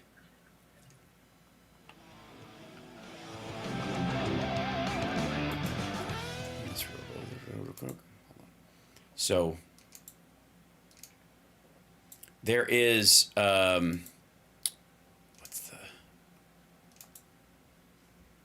see. Show transcript. There we go. Need to see the transcript. Mm-hmm. Let's see. Yeah, I'll turn this up. Are you in Vegas or where are you on the road? Yeah, I'm in Vegas, but I wanted to talk about Pokrovsk, I think, and the battle for, because there's another city that starts with a K, and I'm blitzing on it right now. I'm trying to. And everybody's question has to do with the North Korean soldiers being captured, if it's real, if they've been killed. Yeah. Stand by, coming back. You mean Kramatorsk maybe is the other city you're thinking of? Yeah. Yeah. You're locked into the Hal Sparks radio program, Mega Worldwide. we have been talking a little bit today about how you form the story and get it into people's spinal columns, and how sometimes it's difficult. And one of the ways you could do it is analogous numbers. Well, I think is one of the quick ways that actually works. And comparison. There used to be this magazine that would do like percentages and numbers of things compared to other times in history, and it was just a shocking list of stats, these kind of things, and it was kind of fun to read. I forget the name of the publication, but as an example, Petrovsk, which is this small town in Donetsk. In that it's reasonably large, but it's a significant place, and it obviously has strategic value. Just to give people a kind of an idea of the battles around these things and the loss around it. Vladimir Putin has lost more soldiers fighting for this one town, fighting for Pokrovsk, beg your pardon, than the entire current standing army of the UK. They've lost 150,000 soldiers fighting for this town, and they don't have it. They have lost the entirety of the UK military, the standing army. They've lost so many tanks and armored vehicles for this one city that it is the 5th worst loss of tactical gear in human history. Of the battles, you think of the Battle of the Bulge and all these kind of things, like tanks and ships being sunk and these kind of things. It is the 5th worst for this one city that Russia has been fighting for. And in the last 13 months, by the way, they were fighting for it before, but just in the last 13 months, they have lost more soldiers than the entirety of the UK army. If you imagine the entirety of the UK army being wiped out in a year and a month, gone from the face of the earth for a city, and you don't have it, like the Falklands War. The size of 20,000. It's built for about 20,000 people. It is the next asset along the road from Avdiivka, and to get from Avdiivka to Pokrovsk, it's taken them approximately 11 months to travel about 40 miles. And it's cost them hundreds of thousands of soldiers in casualty numbers, dead and wounded. To go 40 miles, and to take a town built for 20,000. Now let's consider the idea of going for real strategically important cities, and I'm not even talking about the next city along the road from Pokrovsk, which is a town called Kramatorsk, which I've been to many, many, many, many times, and it's a fortress. It's an industrial town filled with steel factories and tractor factories and coal refineries and all industrial plants, which are easily transformed into fixed battle points and defensive points. So I'm not even talking about that. I'm talking about the cities that really matter. And that is Kharkiv in the north, which is 1.7 million. Or it's the cities along the river. So we're talking about Dnipro and Zaporizhia, which I would hazard a guess is maybe somewhere in the low hundreds of thousands. And then you talk about Odessa, which is well over 1 million, and Kiev, the capital. If it was as difficult for them to get 40 miles approximately in 11 months, losing hundreds of thousands of soldiers, the capability of them taking these really strategic places. Now, look, it would suck to lose some of these places in Donbass. There's lots of, there's salt, there's steel, there's coal, there's lots of hard industrial, economic assets for Kiev. But really, Kiev's money comes from the breadbasket, comes from the IT community, comes from, a number of other options. They're not just limited to this stuff out in the east, which, by the way, the Russians have not conquered. They've destroyed it. So they're going to have the burden of rebuilding those industrial centers as well. So they do not. I don't know why I have to keep saying this. I have to keep saying this because the Moscow's narrative pushes the other direction. They don't have the means to take the cities that they have to take to win, to properly win this war. And so, yeah, I mean, this is just exactly. I mean, they're losing 30 to 40,000 troops a month. But and operating at a deficit. They are going to cross the 1 million casualty mark in the first part of this upcoming year. It's going to happen. A million men will either be dead or casualties, with wounds that are so grievous they can't come back to the front. I don't know how. Win. Yeah, I don't know how people will even find a way to wrap their head around this. But and I posted this on the screen so that you could see it, everybody. But it says Russia loses 10 to 15,000 more troops a month than it mobilizes. This is why North Korean troops. Not only did most of the fighting age men that had any idea that they wanted to have a future flee the country at the beginning of the war and continue to do so. I mean, there's entire substructures of like Russian YouTube people talking against the war from Georgia or from Europe or from Poland, people that just got out by any means they could, all going through like one of three roads that they could get on, the road to Dushanbe, as they called it in Spies Like Us, where everybody bugged out. You remember that valley shot of all those people leaving? You remember that? Yeah. Pakistan? Right. So, but this is, imagine this number just in any other conflict.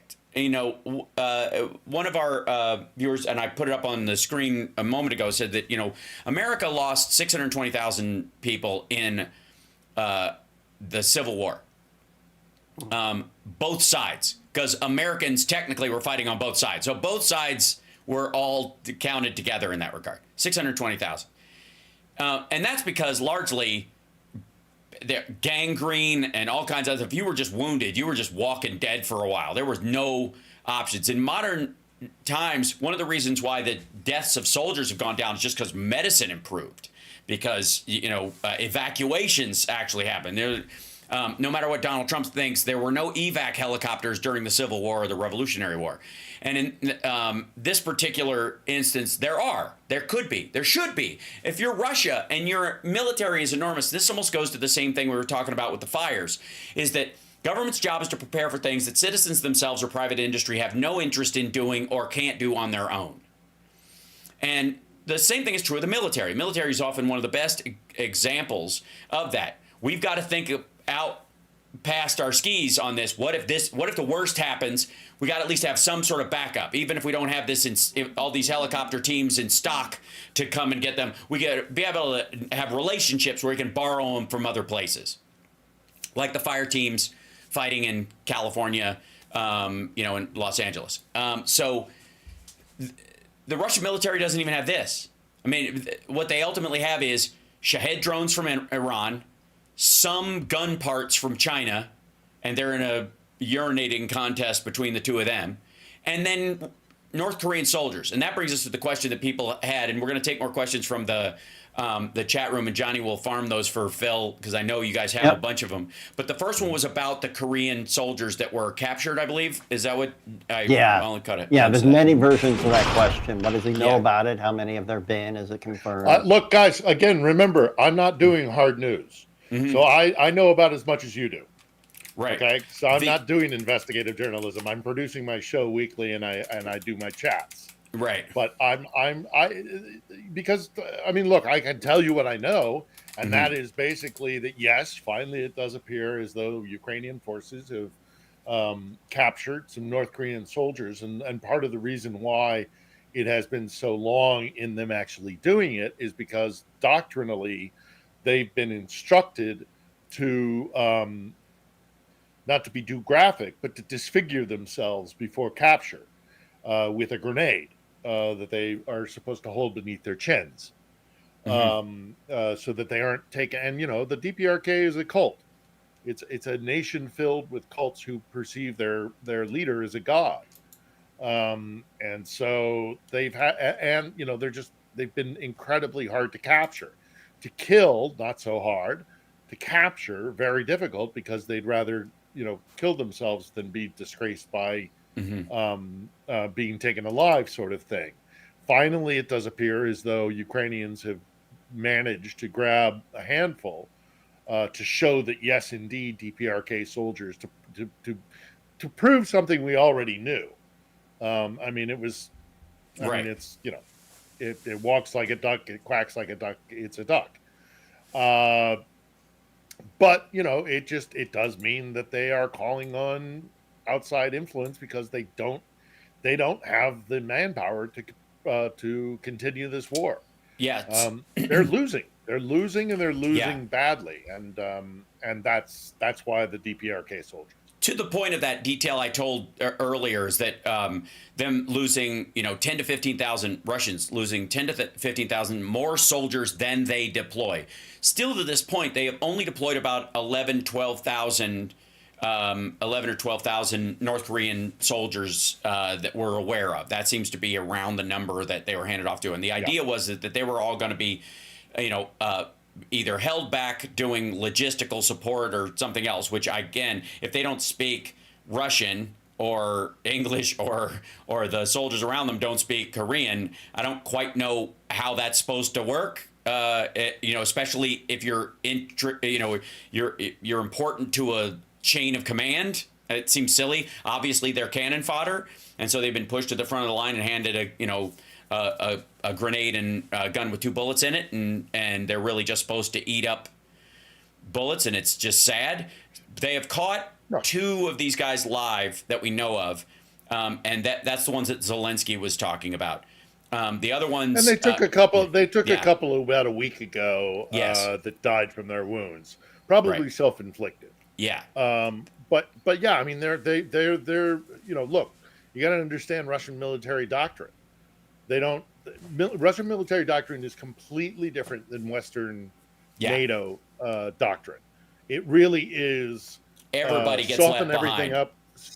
Yeah, soften everything up with artillery, and then once it's softened up, probe and do mass attacks. Right. We got to take a break. Probe until you find, and then we'll take a break. We'll be back right after this with some of the questions from the chat room. It's Hal Sparks' Megaworld radio program, Megaworldwide. Don't forget, On the Edge, Philip Ittner Show, and Johnny Millions. It's Johnny Million. We'll be back. That's me.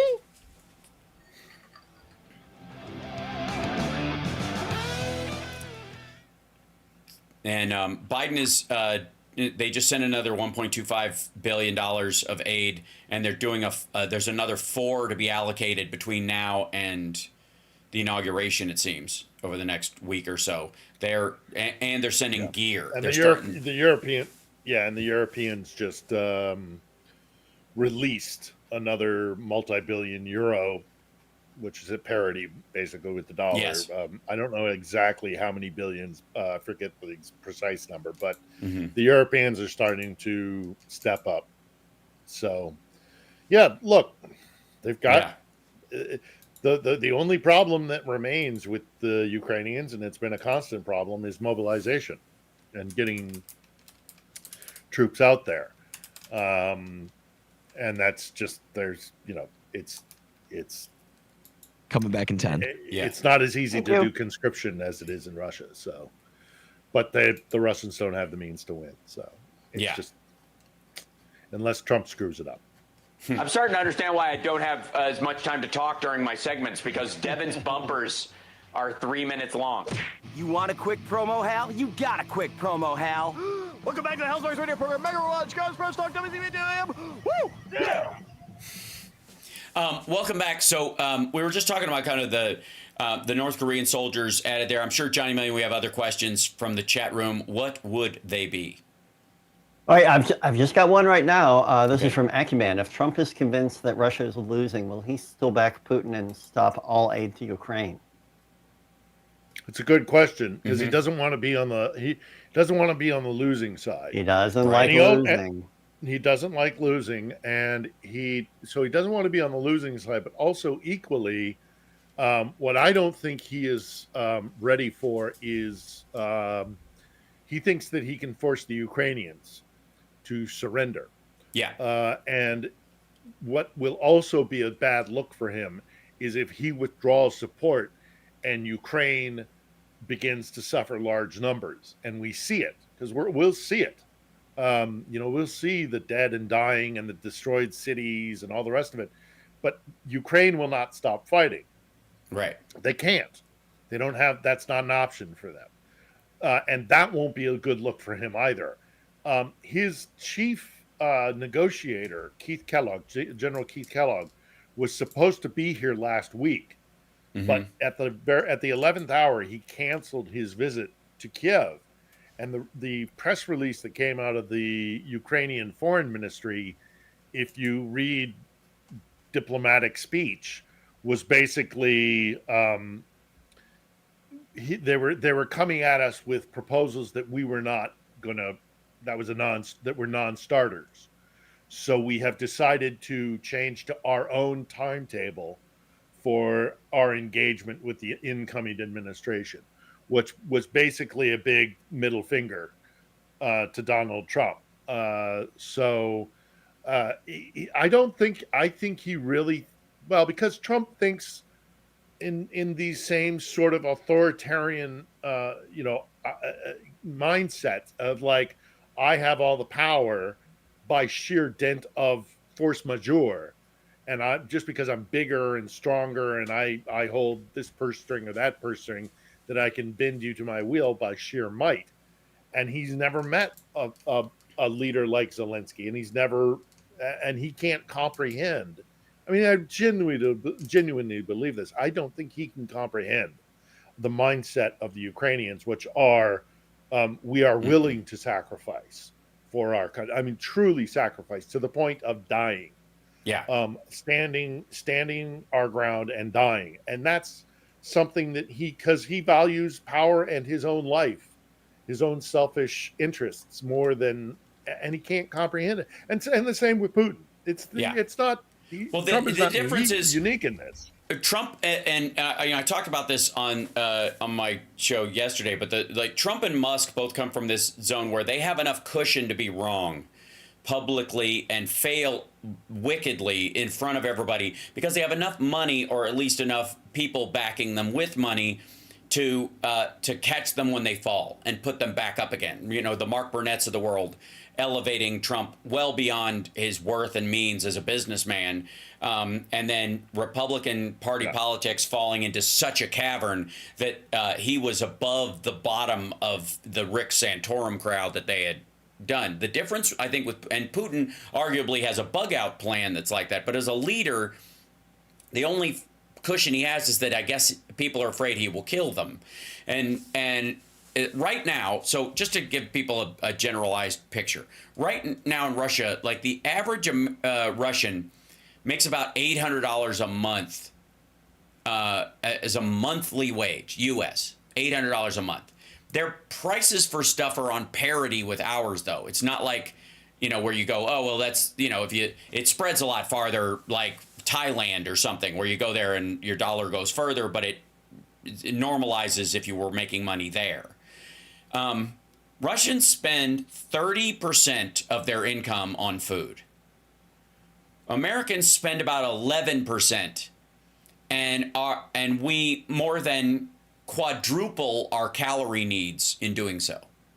We spend 11% of our money on income, and we buy 4 times the calories we would need for sustenance in doing that, both processed food and available food, frankly.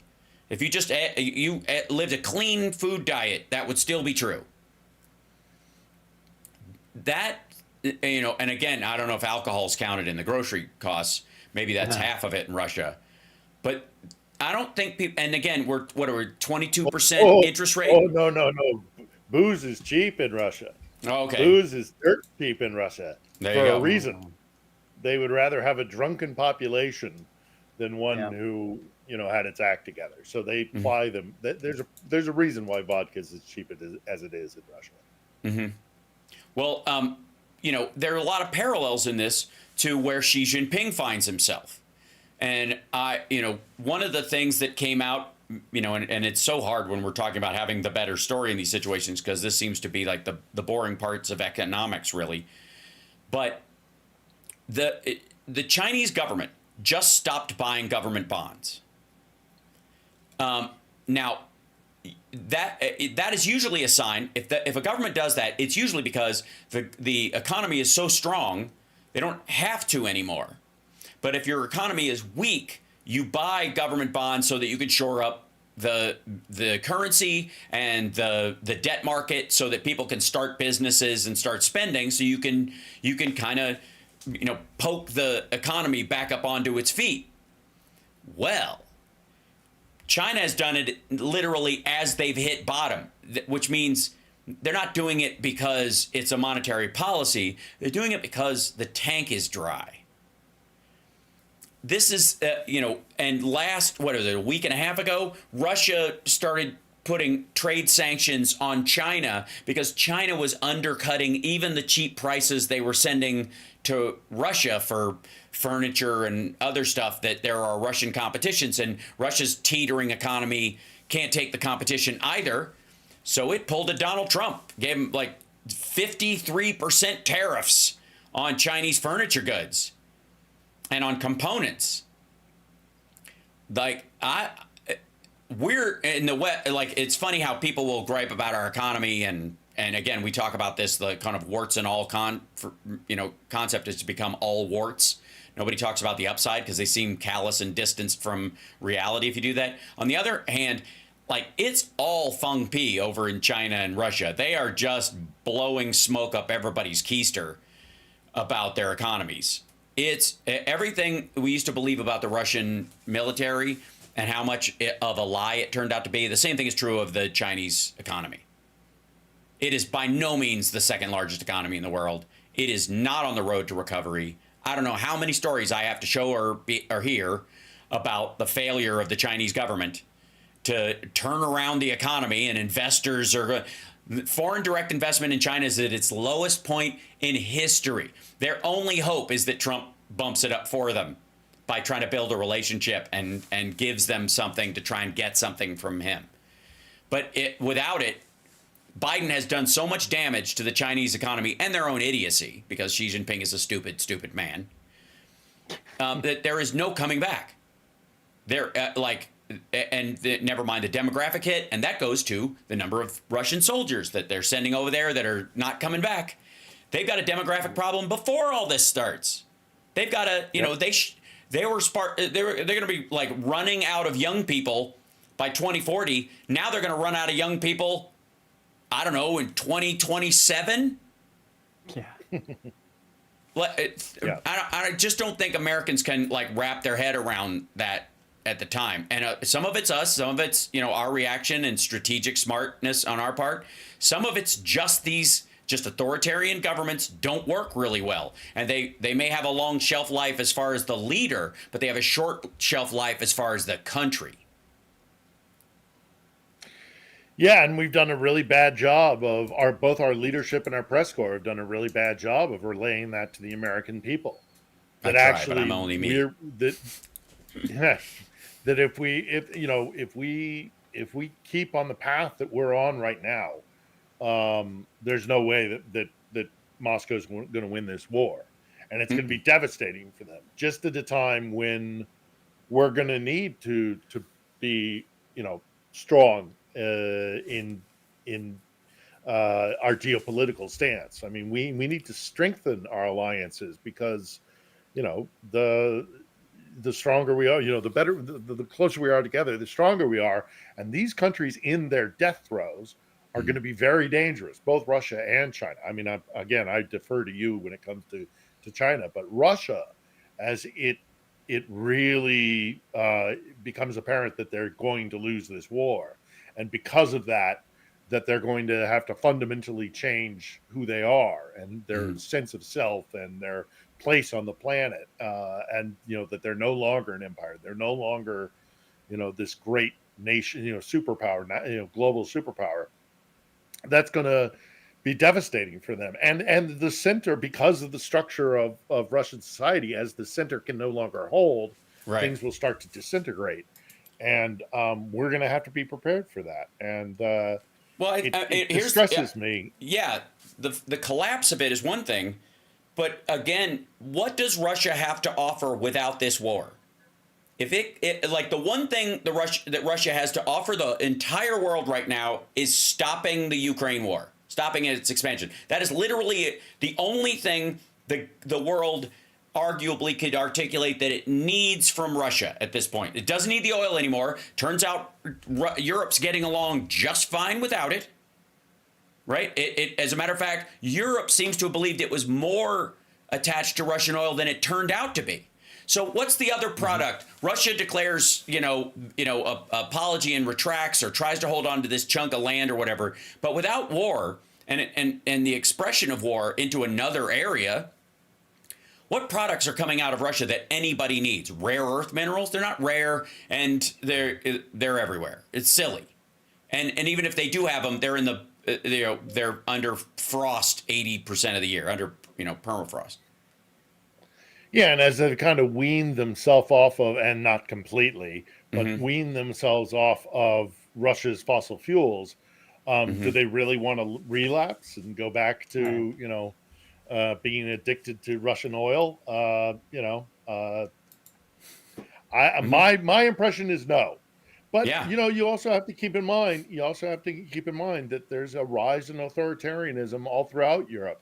Many of the elections that and their political parties that are getting funding from Moscow. I mean, we've got a German election coming up, and the AfD, the far right, are more formidable than they should be. And there's a lot of clandestine warfare going on, information warfare going on, and Elon Musk and X is a real danger. That's right. We have to take a break. We'll be back right after this. More from Philip Bittner live from Kyiv. Check out his show On the Edge on Sundays. Johnny Million's got a live stream he does, and it's just music, and it's just nice, and it's just lovely, and it's called It's Johnny Million, and it's on YouTube and Twitch, and sometimes that's just what you need. I, of course, am basically online all the time, except when I'm at stop. Yeah, I can't stop, won't stop. At infotainmentwars.com or on my Facebook page or at twitch.tv/HalSparks. We'll be back.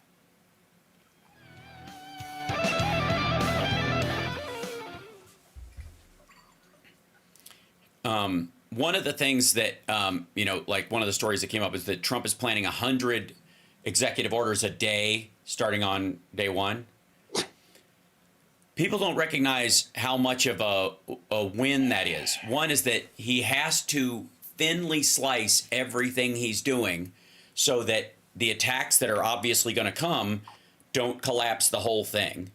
He has to firewall almost every large decision he has into dozens of small decisions to try and dig in there. These are little boll weevils he's trying to put into things. But he also, as slapdash as these morons are, they'll all be fairly weak and on their own, not singularly capable of doing the big task that he's asking. And each state could just like divvy up 5 of them and shut them down. It's so again, if there was a sense that what he was doing was popular, if there was a sense that it was legal, one would be fine for like 10 of these different topics. But the fact that they aren't, and he knows it, and his landslide wasn't a landslide, and the margin isn't that big, he's having to like finally slice this pizza so that, because he doesn't know how big a slice anybody can swallow. So he's like having to mince the whole thing. That's a sign that it isn't going the way he wants already. Stand by, coming back. Thank you. And he's also going to flood the zone with like, I'm going to draft $50 million to look into buying Greenland. I am happy, you are happy, let us be happy together, whether the weather is cloudy or sunny. I will always be your funny honey bunny. I am lucky, you are lucky, let us get lucky together, whether the weather is cloudy or breezy. I'll be there to say, hey, come on, let's take it easy. 'Cause isn't it nice to have the friends that you do? And isn't it nice that the sky is so blue? And isn't it nice to say I love you, chugga chugga choo choo, woo woo. I am smiling, you are smiling. Let us smile together, whether the weather is cloudy or stormy. I will still be there in the morning. I'll be right by your side in the morning. I'll make you breakfast in the morning. I hope that you like cereal. Yay! So I think my happy ending is a fewfold. One is that everybody's been really lovely in supporting the GoFundMe for Caleb and his family after losing their home. That was lovely. I have a couple of friends who are on the edge of the evacuation zone, technically in it, but haven't been told it's one of the potential areas, but they seem okay and the winds have shifted. That's good news. The rebuilding will have to be done in such a way that there are better fire lanes and the like to stop and protect these areas in future. If because of climate change, if there is going to be any rebuilding, it should be done in a way that people can sustain, their place and not have to worry about it, so they can get insurance and all that. And the other one is that Elon Musk has admitted that Doge is already a failure right out of the gate, and that he's not going to be able to do anywhere near what they're promising. And as much as I'm enjoying that, what we're really going to enjoy is how mad the Trumpers are going to be around March, April, something like that. Maybe the beginning of May, when they start shrugging their shoulders, when Musk and Vivek Ramaswamy start going, I don't know, Republicans wouldn't vote for what we sent to them, so I don't know. It seems to be stuck in committee, right? I am already, I'm buying popcorn and marshmallow futures for the bonfire of MAGA dreams that is coming, and also to keep everybody warm when they wreck the economy. But that said, let's get back to some questions, if we could, Johnny. All right, so I've got this one from Ed's 3D Tech. Can you ask Philip if, quote, invading Greenland is Trump's way to exit NATO? I don't think so, actually. I think there's a through line with the whole Canada, Greenland, Panama Canal. It's supply lane issues, and it's not just happening on that side of the Atlantic. But I think somebody's been whispering in his ear about, new Arctic supply routes opening up. So I don't know, but I don't think he's. I mean, he might. But I think there are a lot of other ways for him to create rifts between the U.S. and the rest of NATO. Mm-hmm. It might be, a cornerstone to it, because I do think that he is going to try and break up NATO. And I know the Europeans are already looking at creating their own security alliance. Mm-hmm. It would be separate. And that I'm of two minds about it, because I'm all for Europeans taking care of their own security, but I'm also concerned because that's exactly what Putin wants, is to divide and conquer and destroy the transatlantic alliance. It's actually tomorrow's show, which comes out 10 a.m. Pacific, 6 p.m. GMT, and then 8 p.m. here in Kiev. Our guest this week is General Ben Hodges, who was commander NATO forces, land forces in Europe. I've had him on the show once before, but we thought we'd touch base in the new year and talk about stuff. And so we do touch a little bit on this kind of he's an army guy, but we do talk about some naval stuff as well. But we talk about that. We talk about, what is realistic in terms of what Russia might be able to achieve militarily. What he lives in Germany. So we talk about, how the Europeans are kind of waking up to the fact that they might have to take this battle on their own, and that, they can't depend on the U.S. anymore. So I think Greenland is about supply lines and, sea lanes. It's also, he can also drive a wedge between us and a NATO partner, all the better. Yeah. There's also an element of the Panama Canal, for most part, is dying thanks to climate change. One of the things about the Panama Canal is that it, you go from the Atlantic and the Pacific are at different levels. And so to get the ships through, they go into these little locks, they fill them up with water. The water raises them up to the level of the other body water, and then they continue forward. You need water from a reservoir to fill the lock to do that. If the rains are low, they don't have a system for pumping seawater into it, let's say, which seems bizarre to me. But because it's a long process, maybe engineering-wise, maybe that's the bigger thing they should work on. I don't know. If you got gravity benefiting one side of the lock over the other, it would seem like that. But in this case, it's not. So if the rains, there was an El Nino, from 23 to 25, low rainfall. There's less water for the reservoirs, which has backed up the number of ships, especially post-COVID, who have started going through there again. Last minute costs you whatever 10,000 times more than the regular charge of just going through it in line like everybody else. And because of the low water, fewer ships are getting through. So the Greenland thing could just be us as permafrost starts to go, and as we see climate change affect the Panama Canal and lower the water there, the other route for our ships to get from the East Coast to the West Coast would come, from New York to Washington or into the Pacific Ocean from the Atlantic and vice versa, would be north of Greenland, north of Canada and around. The Northwest Passage. And if you between us and if there's not that much ice there between, say northeastern United States and northwestern United States, where a lot of shipping happens, or the west coast of the United States, it's a split the difference around the top versus going down the Panama Canal. You can argue that it's almost the same, as far as the distance. So and that's there's a big factor. the same sort of issue happening with Russia in the Northeast Passage. There are two passages over the Arctic. Because the world was always kind of Eurocentric, it's been from their perspective. So the Northwest Passage is over Canada along that Arctic shelf as it recedes. The other one is the Northeast Passage, which is over Russia, which would cut by about a third. If I'm remembering correctly, it's a third or 2/3, maybe even as much as. No, I think it's a third. That going through Suez. So that lightens that load as well. But I mean, look, the Arctic is going to become a much more strategically important issue in coming years.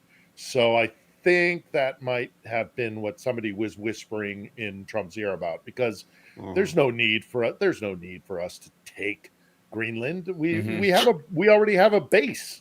Yeah. We have a U.S. base in Greenland already. So it's all a bit of a game. I think for him, I don't think it's meant to all noise, no signal, divide. Yeah, and like Space Force, there are some inevitables that you could look down the chain on, and some president in the near future. This is our first time. He has an AI and crypto advisor, but there's going to be an AI czar at some point, or somebody calling something. I said that last year, whether the Biden administration would have it first. Or whether the next administration would have it, was just a matter of time. It's not a choice. It's going to have to be a part of the conversation, because it's going to be such an enormous thing. The shift from the Panama Canal to another source, or a digging of a new one, or a modification of the current one for a different system, was going to have to happen if you want a similar circumstance. Yeah. Just going to have to. Which is it's possible, and it's important enough strategically that if we had to build some sort of kind of water pumping station, or find a workaround to the reservoir, we'll do it, because it's so huge. I mean, at the end of the day, the world, everybody likes to think that it's war that kind of instructs human history. It's not. It's trade. It's all about trade routes, and it always has been.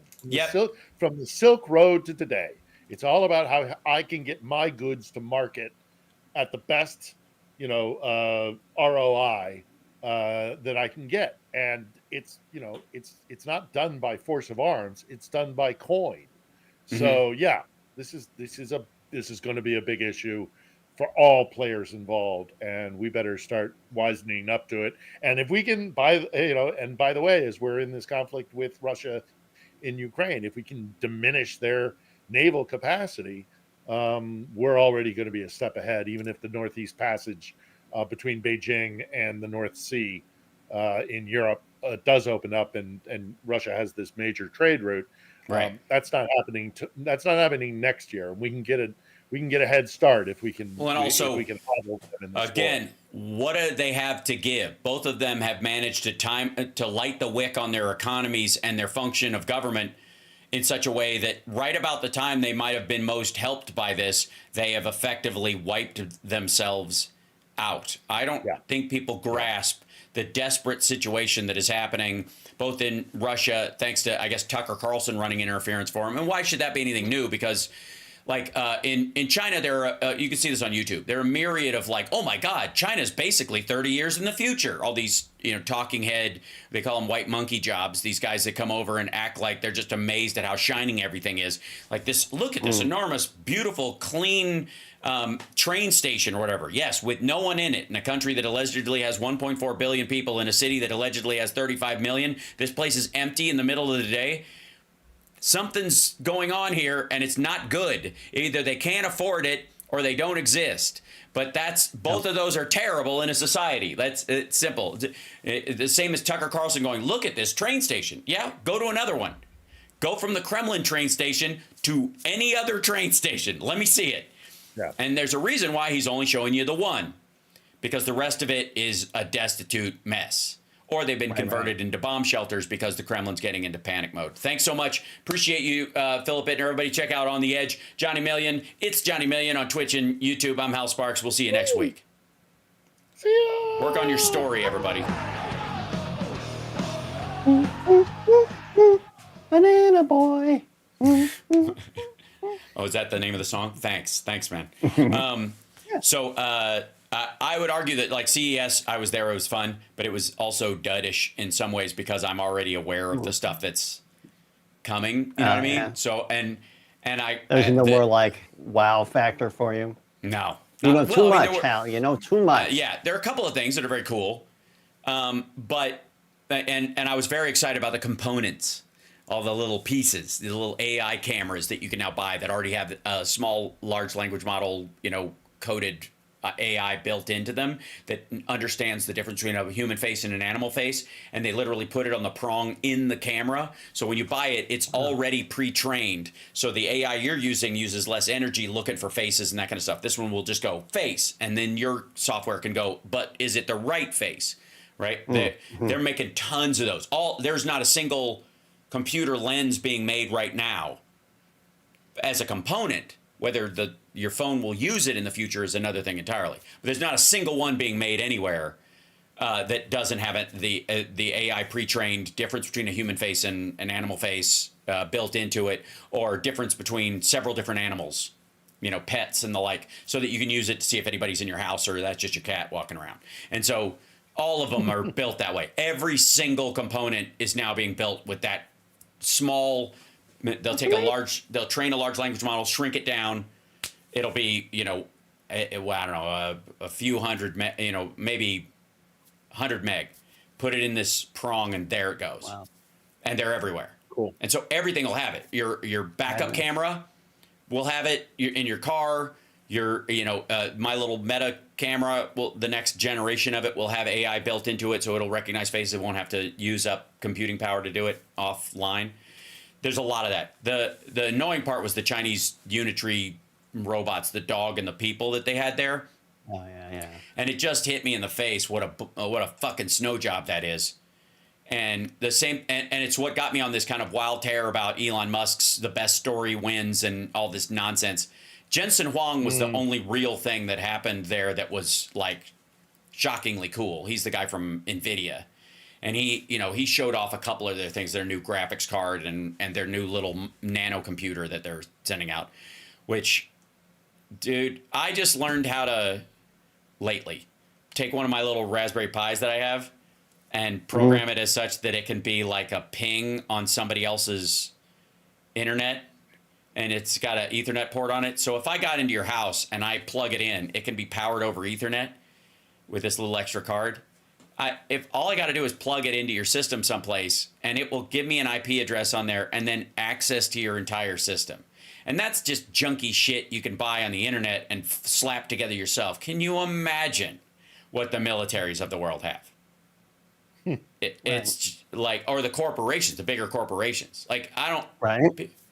So it isn't so much that the world is spying on us and Big Brother, is that nobody gives a fuck. The Chinese government is like filling banks of servers with all kinds of data about their citizens, and it doesn't fucking matter. It's a waste of space. They're using more energy tracking their own citizens than they are helping them. It's a waste. Nobody know. I don't need to know everybody's fucking browser history. And if your AI isn't smart enough to just like dislodge all this wasted shit, it's just gonna like, why do I have to store all my pictures on the cloud and pay Apple $20 a month to store my pictures? The government's doing it for me. Like, it's just stupid. And there's so much of that shit, man. Like, and it's gonna get easier and easier. Like, in 2 years, like, governments like the Chinese government and North Korea will be too fucking lazy to try and be awful. Shit'll be so easy that you're like, I don't give a shit. What the fuck do we need them for? Like, people aren't grasping this. Like, same thing with like workers. Like, why do you need slaves in North Korea if you could just make a bunch of robots? If this 3rd generation unitary robots will dig a fucking cave for you or fucking clean your room, what the fuck? It's not worth the hassle. It's just silly. Anyways, the point is, like, you see all this stuff, and there's some stuff that's like, oh, that's cool. Not here yet, but cool. And then there's stuff that's already here that's like, people have no idea. This isn't in the stuff yet. But when it's in the stuff, it's going to be nuts. And that's a year away. 2025, the CES and the other tech shows that are out there are going to be frightening. Because they had little robots walking around just like, hello, I robot, But next year, they're going to be giving directions. Hey, what's going on? You want to? Hey, check out our booth at blah blah blah. Like that's what it's going to be. It's going to be fucking crazy. But I was stunned by like the almost. How much almost is there? Everybody's trying to get ahead of shit they don't know. But again, like, what are the resources? And we don't. And there was a lithium sulfur battery guy there. Like he's got a factory in, as you do. He's in San Jose. His factory's in San Jose. Okay, so why lithium sulfur? Because it's cheaper. And the lithium does this much of the work, and the sulfur does this much of the work. Instead of lithium doing this much of the work, and the ions, the separated sections of it doing this much of the work. So we need this much lithium and that much sulfur. Sulfur's everywhere. It stinks. You can smell it. Anywhere there was a former volcano, there's shit tons of sulfur everywhere. Just dig it the fuck up. So this guy's starting a company in San Jose. They've gone from lithium ion went like its entire lifespan to its max capacity now. They're at 1/3 that capacity, and it's only been around for a year. So like this is gonna fuck me. Like, people have no idea. Like, all this rare earth mineral bullshit that we're worried about with China, fucking dead. It's dumb anyways, but it's getting worse by the minute. Like, nobody cares. Freaking Nevada has more of it than China does at this point.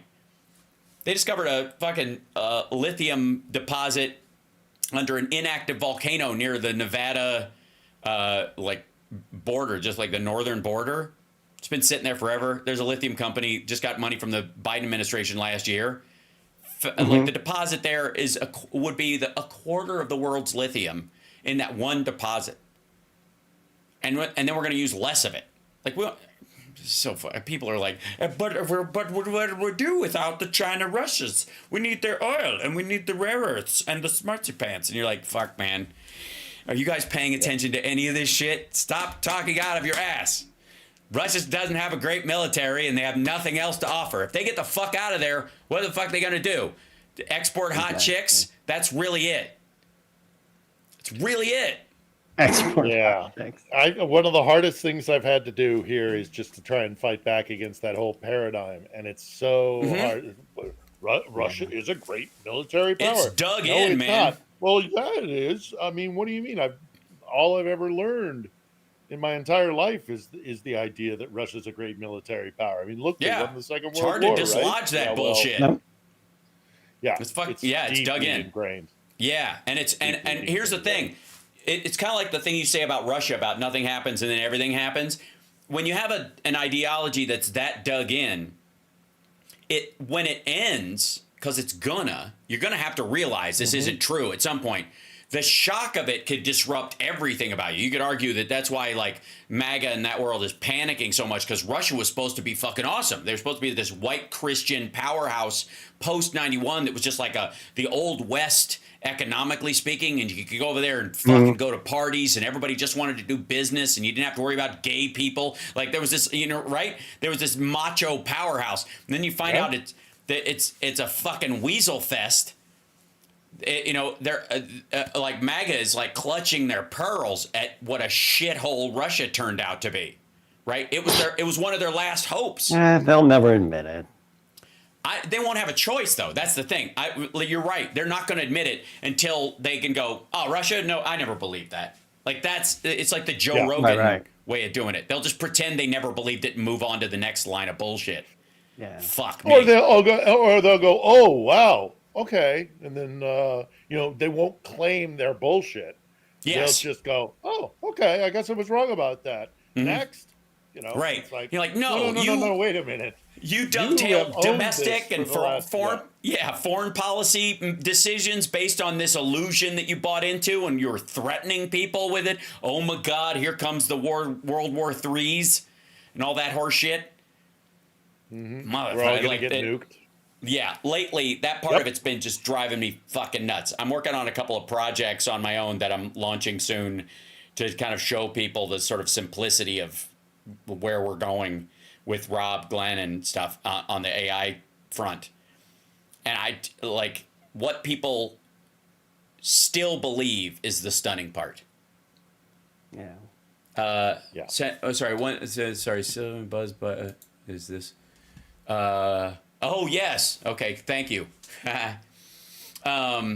Thanks for that, Andrea. All right, I'll let you guys go. We, obviously appreciate you guys both. Be well, and I will see you guys. I'll see you on Wednesday. Take care, Johnny. And You'll Johnny, see me on Wednesday, Hal. Love you. Love you guys. Take care, Phil. Be safe. Later. All right. Cheers. Bye. There you go, and I can let them go. And thank you guys for joining me for the radio program. The House Parks radio program, Mega Worldwide, is on every Saturday, 11 to 1 Central Time, whatever, out of Chicago. And Johnny joins me from there, and Phil joins me from Kyiv. If you're new, that's awesome, and hi. And we try to dive deep into these things while still covering the news as it comes. And lots of stuff to announce soon. I will say on the 21st of this month, I have, it's a Tuesday, I believe. The calendar's after Sexy Liberal, I have the Ultimate Jam Night is celebrating our 10th anniversary. And so it's going to be a great celebration, and it's going to be super fun. And along with that, let's see if I make sure my dates are right. Yep, Tuesday the 21st, and then the 22nd, or sorry, the 23rd, I'm at Flappers in Burbank for the next of our series of monthly shows. So if you're in the LA area and you need a laugh, and I think there are a lot of people considering the recent unpleasantness, will need that. I will be doing my best to doing all water jokes, no fire jokes. So that's the 23rd, 24th, the NAM Jam. And then the 25th, I am hosting Porn Star Karaoke at the Virgin Casino. For those of you who don't know, it used to be a thing that happened in LA that porn stars, big and small, great and large and not, used to do karaoke at a place on Pass Avenue, this Italian restaurant. It was a thing back in the day. And so for the AVN Awards, I am hosting a resurgence of PSK, of Porn Star Karaoke. So we're going to do that at the casino from I think 10 to 1 in the morning on a Saturday night. And we're about to announce in alliance with them, hey, I'll do what I can to ingratiate myself with the Virgin folks, but ironically, I suppose, in this case, named that.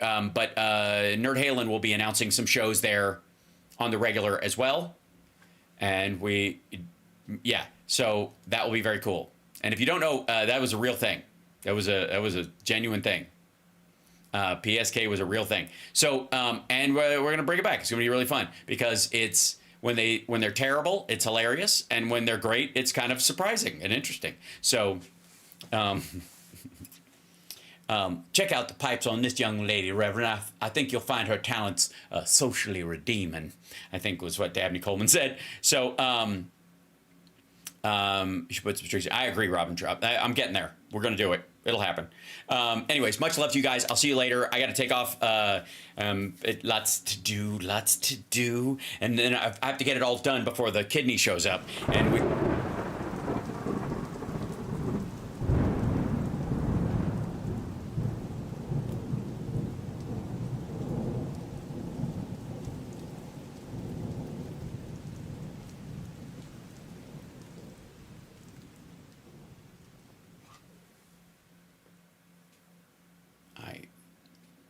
The kidney has a very special place in the heart. Yes, that's stupid.